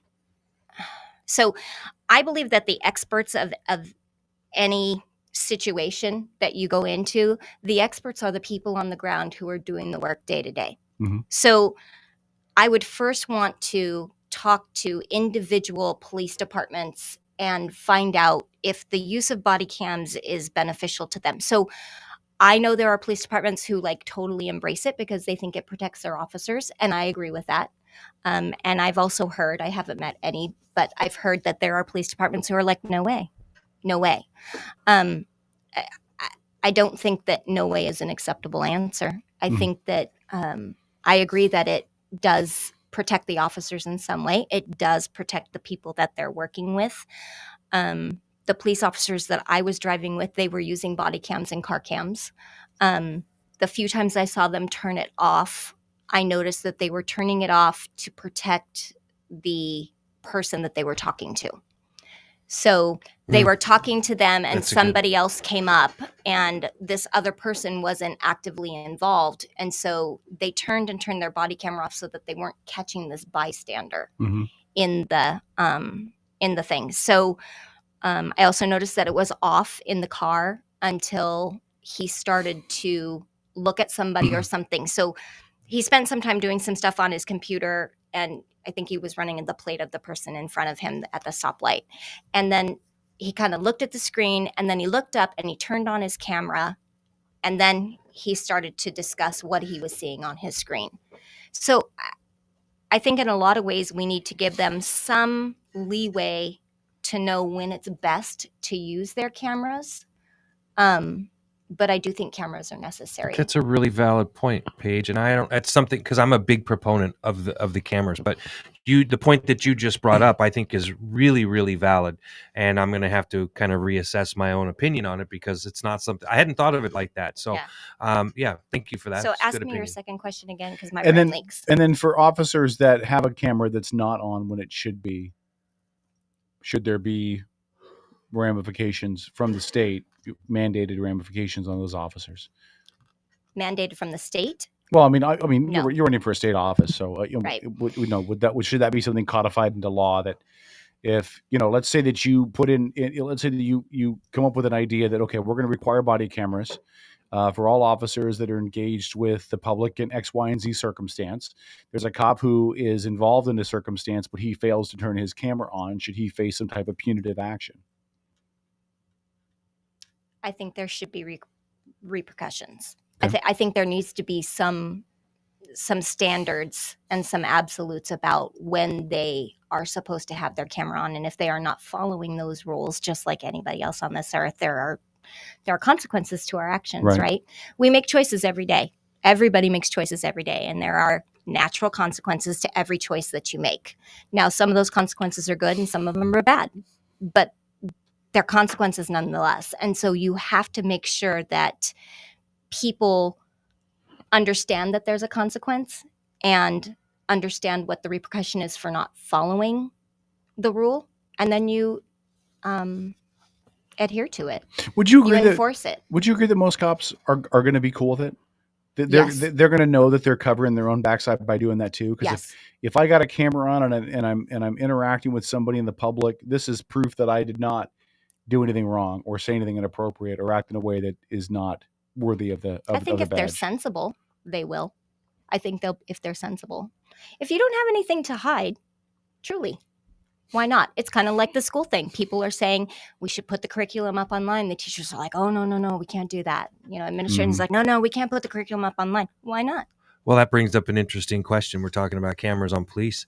There has been a push by some in the public, especially after COVID, to put cameras in the classrooms so that a parent can literally log in at any point in the day and see and hear what their children are learning about. Now, I don't know that that's the best idea, honestly, but it sure is a fascinating thing to talk about. And so are you okay, Kevin, with me kind of segueing into that question and asking Paige what she would think? I'm glad you brought it up. Yeah. Gosh, we're all over the map today. This It's fun. Welcome to radio. Welcome to radio. Well, and the Outlaws. I mean, Paige, listen. Paul's like, if you see something shiny, it is squirrel. Squirrel. Yeah. Go ahead, Paul. No, I just want to know if that was something that you think, as an advocate for the education system, how would you feel about that? Would you support something like that? I know you're yeah, I can see the look, and it's a hard one to answer. I'm thinking it through because, of course, my brain goes to what are the privacy issues surrounding that. Certainly. So, would all the parents be willing to sign off with their child? You have to think about the safety of the internet, people who can get in and take over cameras. Right. Hackers are a real thing. So, again, I hate to use the word multifaceted, but it seems like we want black and white answers to a lot of gray questions. Things that have a lot of layers to them, and we cannot always just say, this is the answer. It requires thought. I'm not opposed to cameras in the classroom, but we would have to figure out the safety portion of it. Absolutely. That's twice in less than 10 minutes. She's forcing me to rethink a position I've held for a while and I felt good about, but the safety part of that it's a darn good concern. Yeah. So, Paige, we're going to wrap this in a second with you. So I'm going to give you the opportunity to just share something about yourself. Nothing political, just something about who Paige Jarquin is, something unique about you, something that you haven't told anybody else that has heard you talking as you're running for office. Well, I was going to say that I'm a big foodie. I love food. I love making food, serving food, eating food for every emotion in the scope. I eat when I'm happy. I eat when I'm sad. I love chocolate. All the things. Probably something that nobody knows about me is that I dance in the kitchen with my grandchildren. Oh, that's outstanding. When we are cooking, usually I put on some music and we dance in the kitchen, especially the babies. They really love it. That's cool. That's cool. That's a good way to end this interview. That's a whole new level of coolness right there. So kind of sounds like my house. Two things I'm going to tell you before we kick you out of here. Okay. One, we're going to take a break, and then we're going to talk about you behind your back. Awesome. It's a normal segment we do with anybody we interview. We call it talking about it behind their back. We're going to talk about what we thought of you and all that, so you can you can pull up the Facebook app or go to the website or whatever and hear what we say about you. Or you can sit right on the other side of that or door. you can sit and on the just side of the listen. door too. We let people do that too. Just remember, my children are listening to this, That's- so well, let's not go crazy, No, folks. no secrets shall be divulged. You just got the grandchildren threat right there, Kevin. I know, That's what right? That's right. Nah. And then the other thing I'm telling every candidate, if you've made it to the November election, which you have, if you have a 30-second commercial spot, we want you to give that to us. We'll play it for you for free. Ooh, I thought about that. I heard you say that to another candidate, and I was like, so how does one get a 30-minute commercial made? 30 seconds? Yeah, that one. If you write it, or I can help you. Then I think we just have to coordinate with Dennis. Have you come in before a show? Ooh. Maybe on Sunday, if we can coordinate it. Have you come in and we'll just read it really quick and have Dennis. That would be quite generous of you. Thank you. All right. We'll talk. Are you going to hang out and listen to us talk about you behind your back? Maybe. I don't know. I'll If decide. you do, then we'll talk afterwards. See if we can coordinate something. Okay. Paige, lastly, how do people find out more about you? How do they follow you? Where do they go? I'm in all the spaces. Page 423rd. So it's not the number, it's FOR. So my name is PAIGEFOR23RD.com is my website. But honestly, just call me. My phone number is 310-947-9315. Or if you call my campaign line, it's 360-868-4322. And I'm going to put a link to your page in our chat as well. Yeah. Paige Jarquin, thank you so much for coming and joining us. Maybe we can try to connect one more time before the election, if we didn't scare you off yet. Nah, And, I would love that. You've been great. Thank you so much. Thank you. All right, we'll take a break. We'll get Paige out of studio. We'll talk about her behind her back next. This is Outlaw Radio.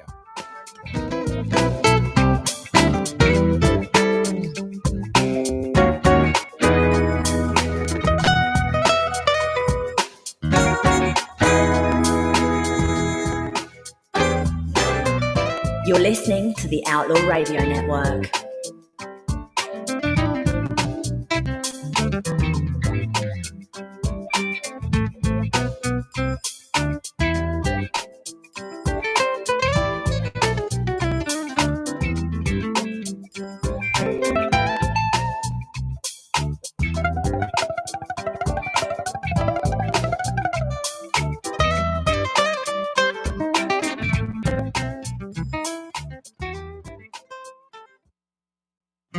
Hi, I'm Sandy Kaiser.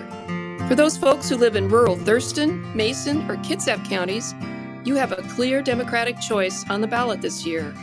If you care about clean water and healthy forests, lower taxes for working families and limited income seniors, fully funding schools and law enforcement, and protecting reproductive rights, vote for me, Sandy Kaiser, for State Representative, Position 2, 35th District. Thank you. Paid for by Friends of Sandy Kaiser, Democrat. Kitsap County is seeing record-setting crime. Cars are getting stolen, stores are getting robbed, and temporarily appointed Sheriff Giese is playing politics. He even endorsed the very Democrats who voted to defund the police and end pursuits. That won't keep our families safe. That's why I support Rick Coos. He's a veteran with a master's degree in criminal justice, and he'll stand for us. I'm Rick Coos, and as your county sheriff, I will never put politics above public safety. Hey, it's K-Dog with the Outlaw Radio Network. The elections are almost upon us already. Can you believe it? That means between now and November, we're going to have the opportunity to learn about all the candidates, causes, and issues that matter to you. So join us on the Outlaw Radio Network every Sunday night from 8 to 11 p.m. We'll talk to candidates like Jesse Young, Tara Simmons, and more. Get yourself informed for the November elections right here on the Outlaw Radio Network, exclusively on Mega Talk Radio. Hey, it's K-Dog here. Don't forget to check out our brand new website, outlawradionetwork.com. Not only can you catch live streaming of our live shows, you can catch an archive of all of our older shows. On top of that, the coolest merch on the web. Outlaw Radio gear is available with some great stuff now and more stuff to come. Only available at outlawradionetwork.com. Get outlawed on outlawradionetwork.com. Admin a la carte are specialized local experts committed to helping you run your small business. From general admin and sales support to marketing, digital media and technology to real estate and compliance, Admin a la carte's only goal is to take your business to the next level. Find out how Admin a la carte can elevate your business. Visit admin-alacarte.com for more information. That's admin-alacarte.com. Admin a la carte. Your business doesn't fit into a box. Why should you have to?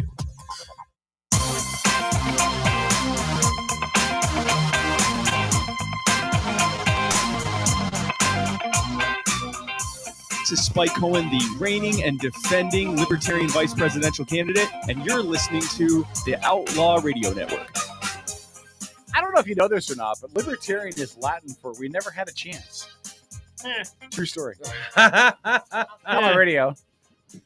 Thanks for checking out the show. We got literally like 9 minutes before the end of the show tonight. Unless you guys want to do an extra hour. No, let's. I'm in. We're good. We're good. Can we talk about our candidate behind? Let's her talk back? about Paige behind her back. Can I? You want to go first? I would love to, if you don't mind. Is that okay? No, go ahead, of course. Listen, her energy's infectious. You know, she's in it for the right reasons. And to me, that means we've seen lots of cookie cutter candidates come in here and they read off the same exact diatribe time after time, whether they're speaking in front of people or they're sitting in studio, and it doesn't matter. Relationship building. Too many people running for office don't understand that.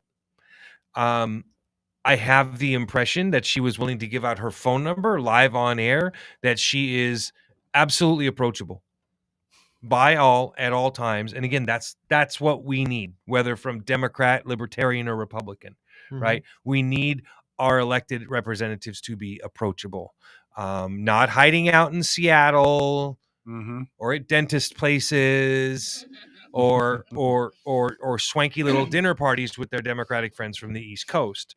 We need them to be able to sit down in front of anybody in the county that's one of their constituents and have a wonderful conversation. And I really got the impression that for her, it's actually, I get the impression that for Paige, it's more about having the conversation and engaging with that person than anything else. Like, that's the most important thing. That's the impression that I got from her. Breath of fresh air. Yeah. Tom? You know, I got the same feeling chatting with her that I did when we chatted with Spencer, who Spencer Hutchins running for 26th District Position 1. Yeah. So one of the things I really liked about both candidates is when they said, "I don't know." You know, I was like, I don't know. That's not my job. Right. Aren't you just like, yes? Yeah. My job is to go find the expert that does know. And it's God, that's so refreshing coming from a politician. I hate it when they use all the buzzwords like, well, you know, we need to network together and da da da da. No, just say you don't know. Just be human. Just say, I don't know. I don't know, but I'm going to find someone who does and put them in the right position to succeed. I appreciate that about you know, both our interview today and our previous one with Spencer. I mean, that stuck out with both those candidates to me. Debbie, you don't get to vote for her. She's not in your district. But what do you think? No, I don't get to vote for her, but I think I noticed a little bit of like she was straightening Paul's vest as she was talking to you, and it was just like the sweetest, like her mannerisms and everything. It really was like, I care. Yeah. You know, she gave an air of even just like her mannerisms, everything. She cares. So that's something that you can't fake. Right. Yeah. I mean, the story that you told, Kevin, it's and you didn't tell anybody else that story, and nobody would have known. And I think that it says a lot. And this is just something for me off the top of my head, Kevin, and then I'll let you, because I know you haven't spoken I yet. think Andy wants to share too. She grabbed I would love to hear what Andy has to say too. Boss Baby doesn't talk enough. It seems like we're getting different kinds of candidates. Yeah. Yeah. Like they're more like Paige, and they're more willing to have this, almost like they got pissed off because of COVID. And these are people that were sitting at home and went, you know what? I've had enough.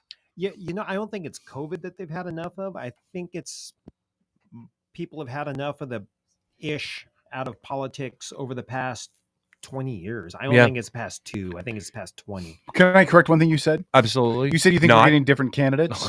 I think we're getting different Republican candidates. Okay. I have not seen anything from the Democrats that make me think. Now, we haven't interviewed a lot of Democrats yet. That's true. But I don't think when I look at the landscape of Democrats, I see a lot of sympathetic people meant to build connections. Yeah. Now, Tara Simmons is the exception. I think that she seriously is, but most of the Democrats to me just seem of the Emily Randall ilk, and especially in the 23rd. Christine Rolfes, Drew yeah. Hansen, but again, I Tara. I like Tara. Tara has proven that she's worked with Jesse Young across the aisle. She's absolutely, proved herself to be different. Boss baby, I'm sad I don't live in her district because Really? she's the kind of person I want representing me. And like Paul said, I think we're getting different candidates. Not to be biased, but Hannah Joy from way down south, she had a different. We all kind of thought after her interview, like, wow, you actually sound like the smart person in the room. You sound like, even though she didn't, move on to the next section right now, I would bet you see her again in the next time around. But it's like refreshing. Yeah. Well, do you get some of those? Do you get the impression that, as you pointed out, refreshing, like I do, I get this impression that the more people of that character and that makeup that we get to enter politics allows us to kind of oust some of the Lynn Cheneys of the world, the career politicians, the folks That's what I was thinking. Like, when everybody yells at, Trump is bad, Trump is that, it's like, well, he wasn't a career politician. Of course, he's not going to be. He's not exactly polished. Polished. I know how to fit into a box and what I'm supposed to say. No, he's going to say what he thinks. Yeah, says what he means what he says. But like Paige, I felt like she says what she means, and is actually going to act on those. Yeah, try to, at least in right there with you with everything she's got. Yeah, so I'll briefly share this story again. My father passed at the end of June, and about a week and a half ago, she just reached out of the blue, just to say, "Hey, Kevin, I just wanted to see how you're doing." And tonight was the first night we met Paige, that I'd met Paige. As I said earlier, I wouldn't have known her passing her on the street. It just meant a lot that somebody thought to reach out and just say, "How are you doing? How are you hanging in?" Let alone somebody who's running for office and all the time and the energy that takes to do that. Yeah. She got kids, she got grandkids, and it just, was 20 seconds of her day, but it meant a lot that she did it. And I think we talk about candidates and the new candidates we're seeing. The thing that and I've said this on the show before, the most important trait that I see in a candidate is integrity. Mm-hmm. It's why I've liked Jesse Young so much, even though we don't agree on everything politically. It's why I cannot stand Michelle Caldier, is because Jesse has integrity and Michelle does not. Wait, you're saying Michelle Caldier doesn't have?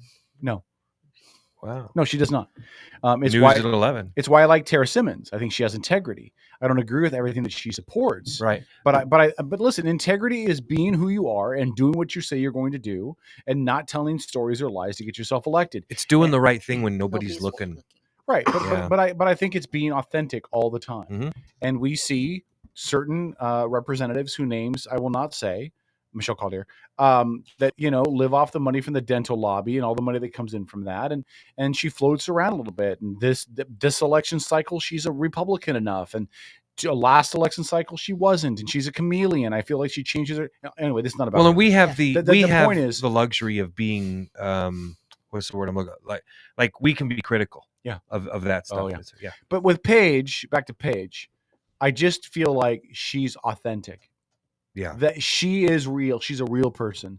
There's no sunshine. We've interviewed people in here before that we thought were blowing sunshine up our backside. And again, we have Paige. That list. It's in the back room. We don't make it public. Yeah. But that was not Paige. She was authentic. She was real. And I would agree. We need far more people like that in office. And listen, she's running against Drew, who has built a little fiefdom He has. He's You know? got a big war chest. He's been sitting there long enough to call him a career politician. Yep. Even though I'm pretty sure he's a lawyer, right? Yeah. He's a lawyer.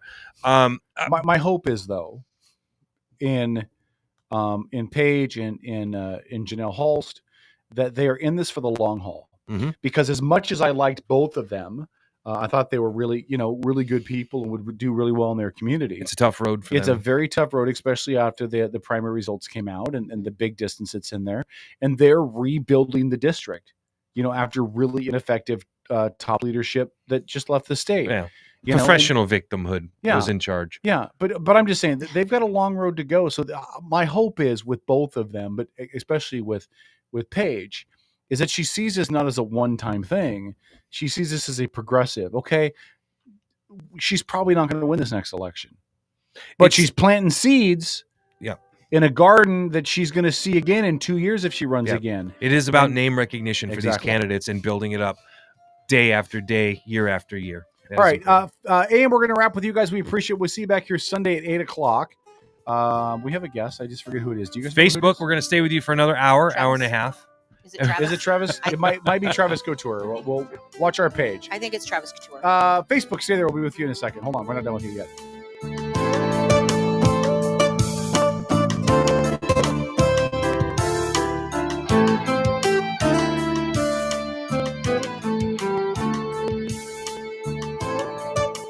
This is the Outlaw Radio Network.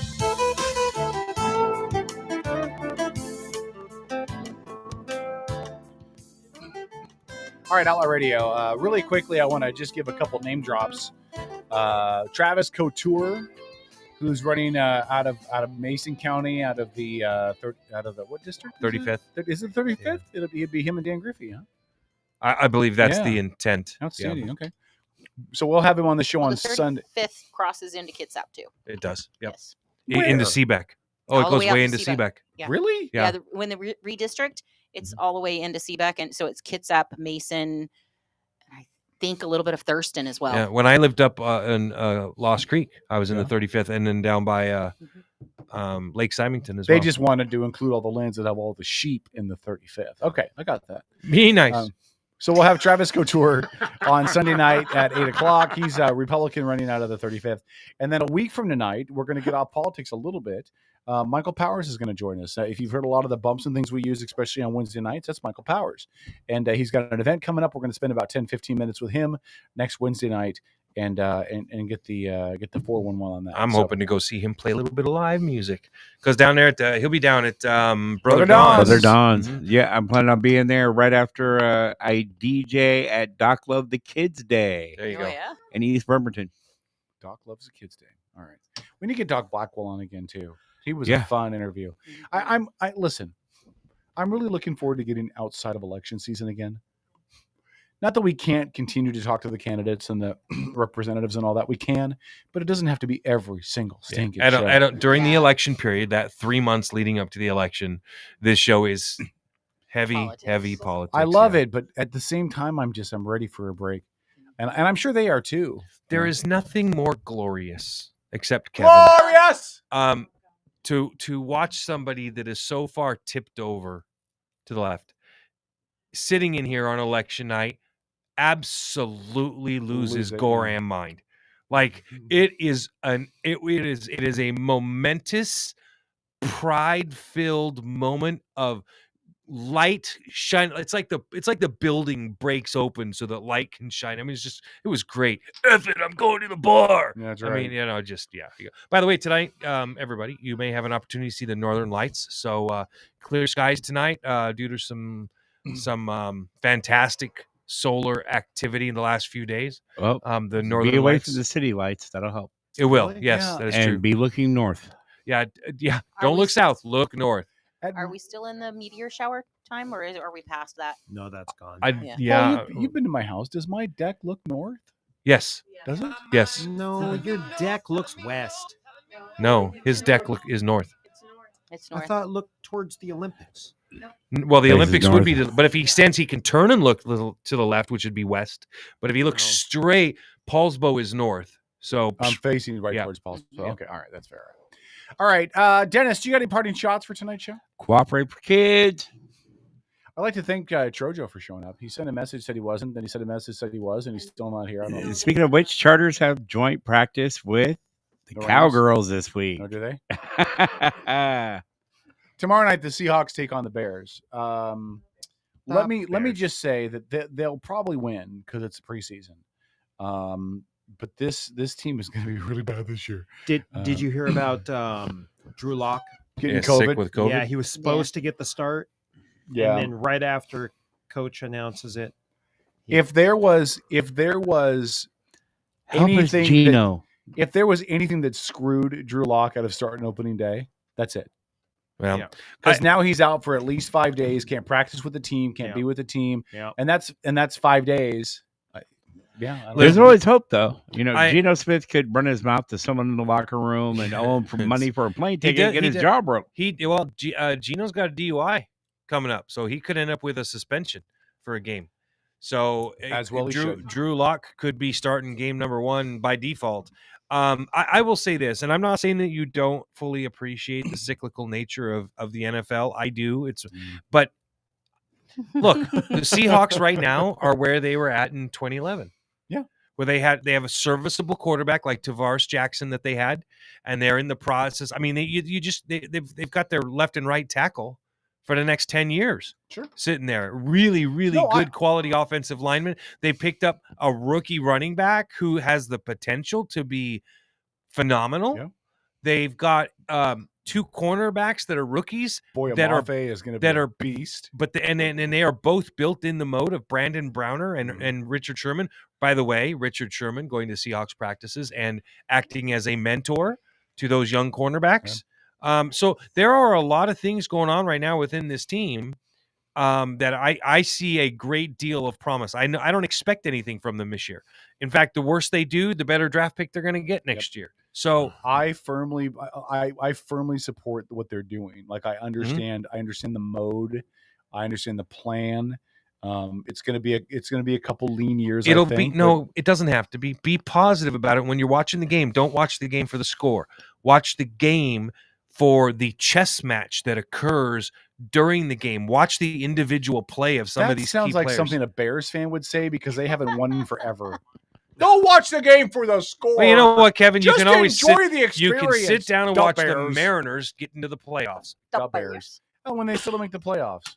You watch. All right. Last 3 games. They have the easiest schedule in all of Major League Baseball. Which will make it even more stunning when they don't make the playoffs. Who won their last 3 games in a row against the Angels? But, They didn't win including all 3, Shohei They just won the last Hutani. 3. Yes, they did. That top pitcher from They won. And they lost 2 of 3 to the Texas Rangers, who just 2? fired their manager. I mean, come on.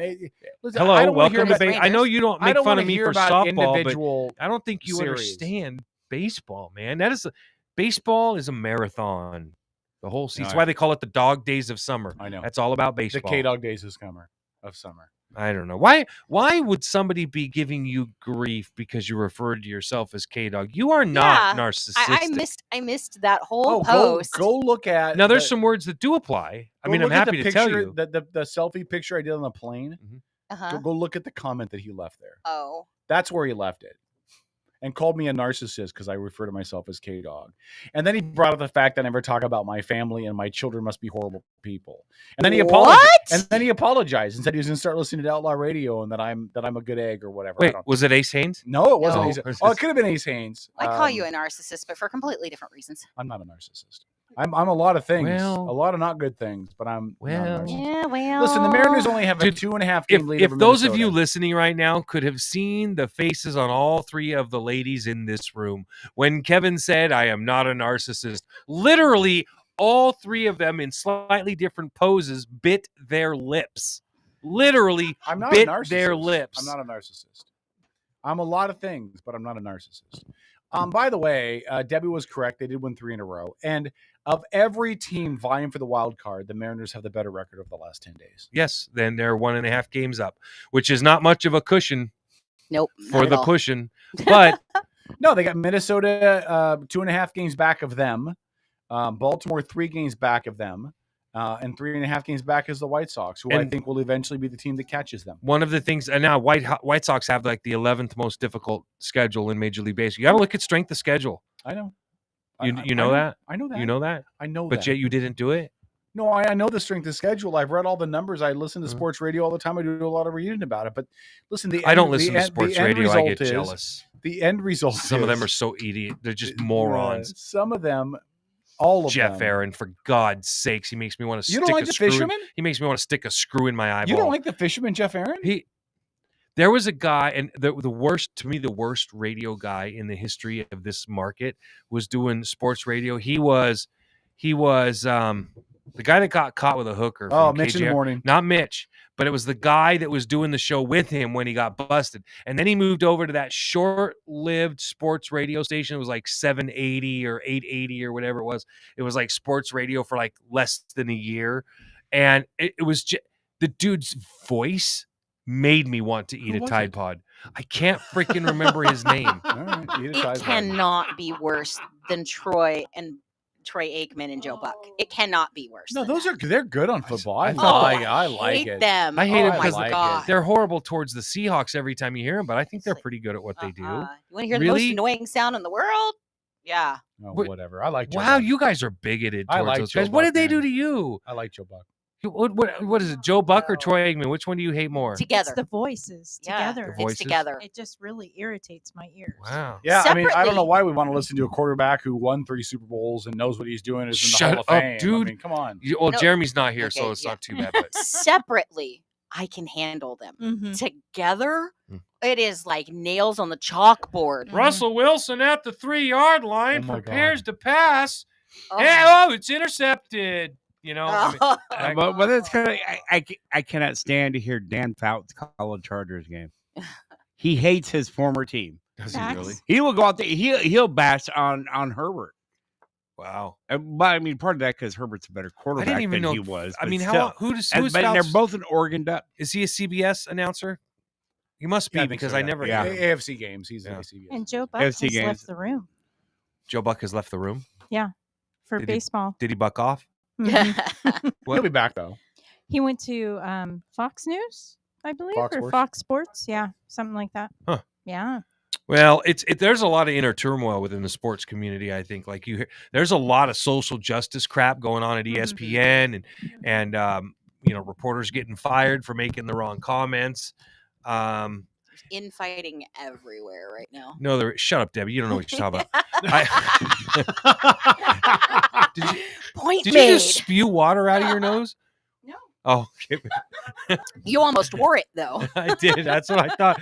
I saw her like when you see somebody sitting across from you and she like put her hands in front of her face like she was trying not to, snot me. Oh, you guys are gonna love this. Joe Buck and Troy Aikman have moved from Fox Sports. They're going to ESPN to do Monday Night Football. Oh, for God's sake. That's awesome. That's great. Those two are so annoying. Well, you won't have to worry about them talking about the Seahawks. We won't be on Monday Night Football for a couple of years, probably. Yeah, we are. First this year. Right off the bat. First game. Oh, that's right. Against the Broncos. Against Russ. Are you guys going to cheer for Russ? Are you going to? No. Hell no. No. Really? No. I would. I will. If I was in the stadium, I would. Yeah, I will cheer for Russ when he comes into the stadium, and then after the game starts, someone break his leg. Yep, there you go. Yeah, exactly. The Broncos want to give him back. The what? I've heard The he's Bronco not, fans I've want to heard give him he's- back.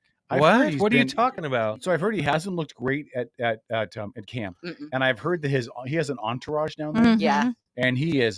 So he already hates Colorado. He is a high maintenance He's a bitch. super prima donna. He He's a is a diva. high maintenance bitch. Yeah. And I think he was up here too. Yes. But I think Pete did a really good job of keeping that on the DL. Yep. Wait. Since he he has got an married. entourage? Yeah. Yes. Since he Of got who? married.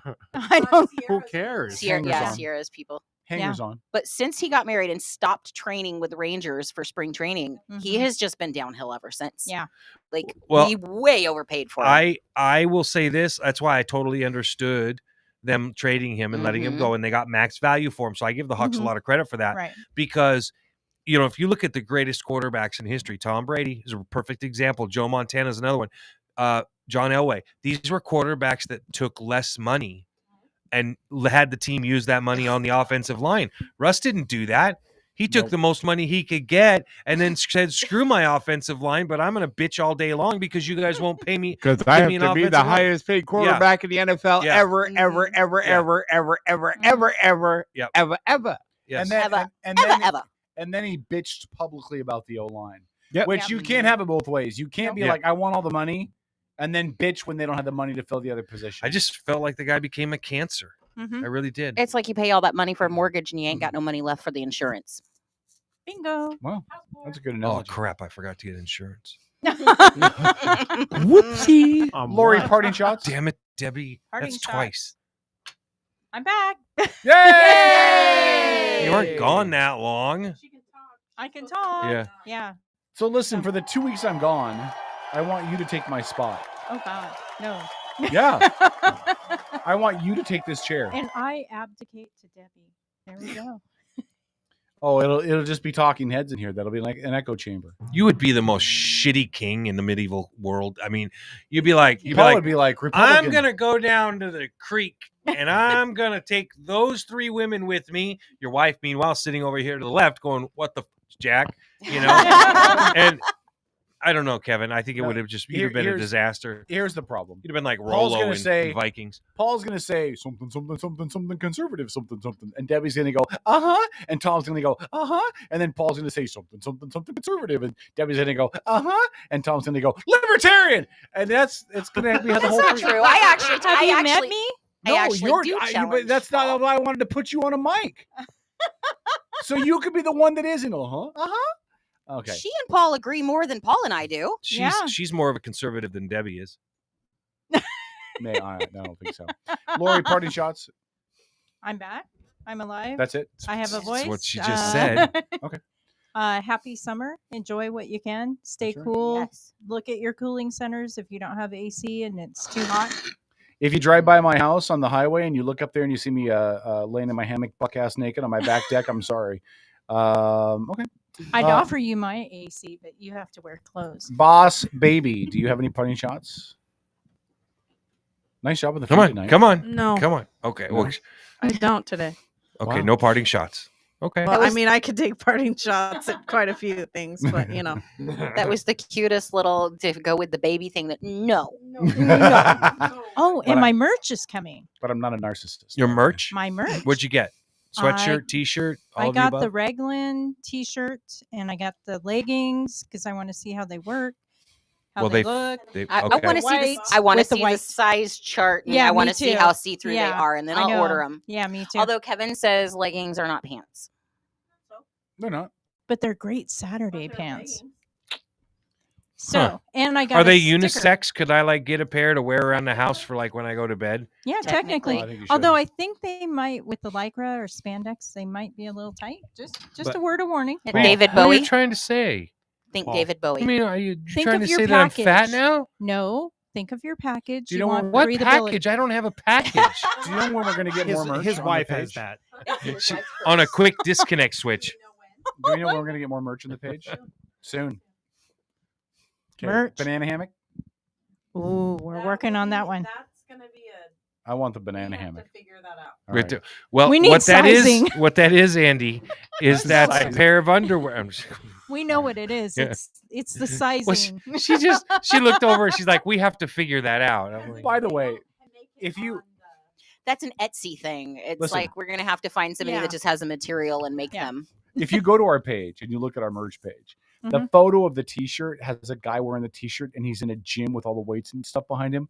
Mm-hmm. Who the fuck on this show goes to the gym? Seriously, you do not go to the gym, Paul. Yes, I do. No, Yes, you I go do. to a And guy's you house used named to. Jim. You used to go to a gym. I don't go to the gym at all. I go to the I need to gym. go. I go to You? the gym. I go 6 days a week. All right, fuck Well, all of except y'all. for right now. Wow. Wait, hold on. You go to the gym 6 days a week? Yeah. Do you work out muscles when you go to the gym? No, I'm on because of my surgery. I Yeah. had to do a special exercise plan.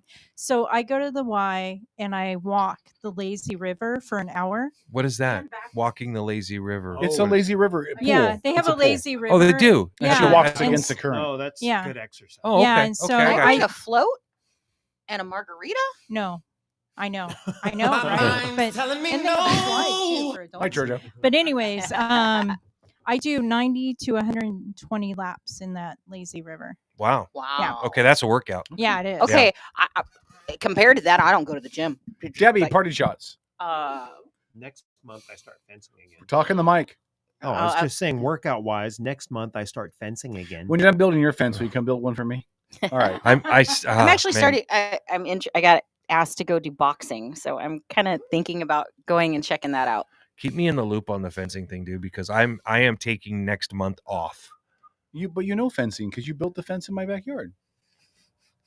Yeah, He Kevin. wants to lightsaber battle with me. Lightsabers, okay. Yes. Debbie, party fencing, shots. rapiers. Dennis, what is the date for Doc Loves the Kids? The 28th. No, the 27th. 27th. The 28th is Derby, which we also need to talk about after we're off there. So, okay, they're collecting. August 28th? Yeah. So if you have any school supplies, backpacks, school clothes, like brand new shoes, things like that, hit Doc up. Make sure that you get to him. They're gonna Doc have. Blackwell, Doc Love the Kids. Yep. Good man. Really good man. He's doing it all free, all for the kids, all day long event, so that the kids have school supplies and new shoes and things to go back to school this year. Doc Blackwell, please run for state representative position 2 in the 26th district so that you can replace Michelle Calder. Please. Please. Please. Tom, parting shots. Yes. Black Reagan Spirits is going on the road Saturday. On the road again. Yeah, this coming Saturday, we will be at the Snohomish Brew Fest. You'll be able to come up and sample our bourbon, our rye, and our candy apple red. Is that in Snohomish or in Snohomish County? It's up in Snohomish. Yeah, in the city of Snohomish. Yeah, I believe it is. Okay. Yeah, it's on First Avenue.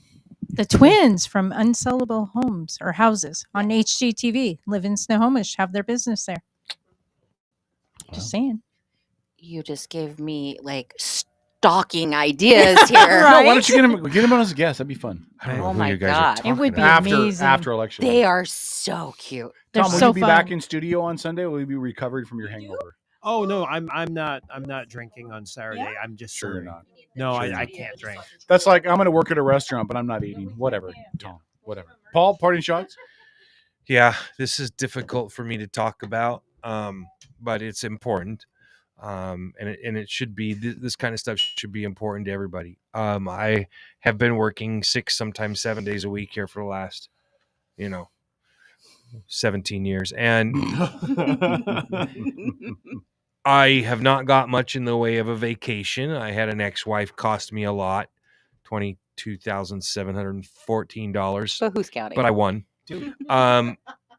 And we sold a piece of property. We bought a new house.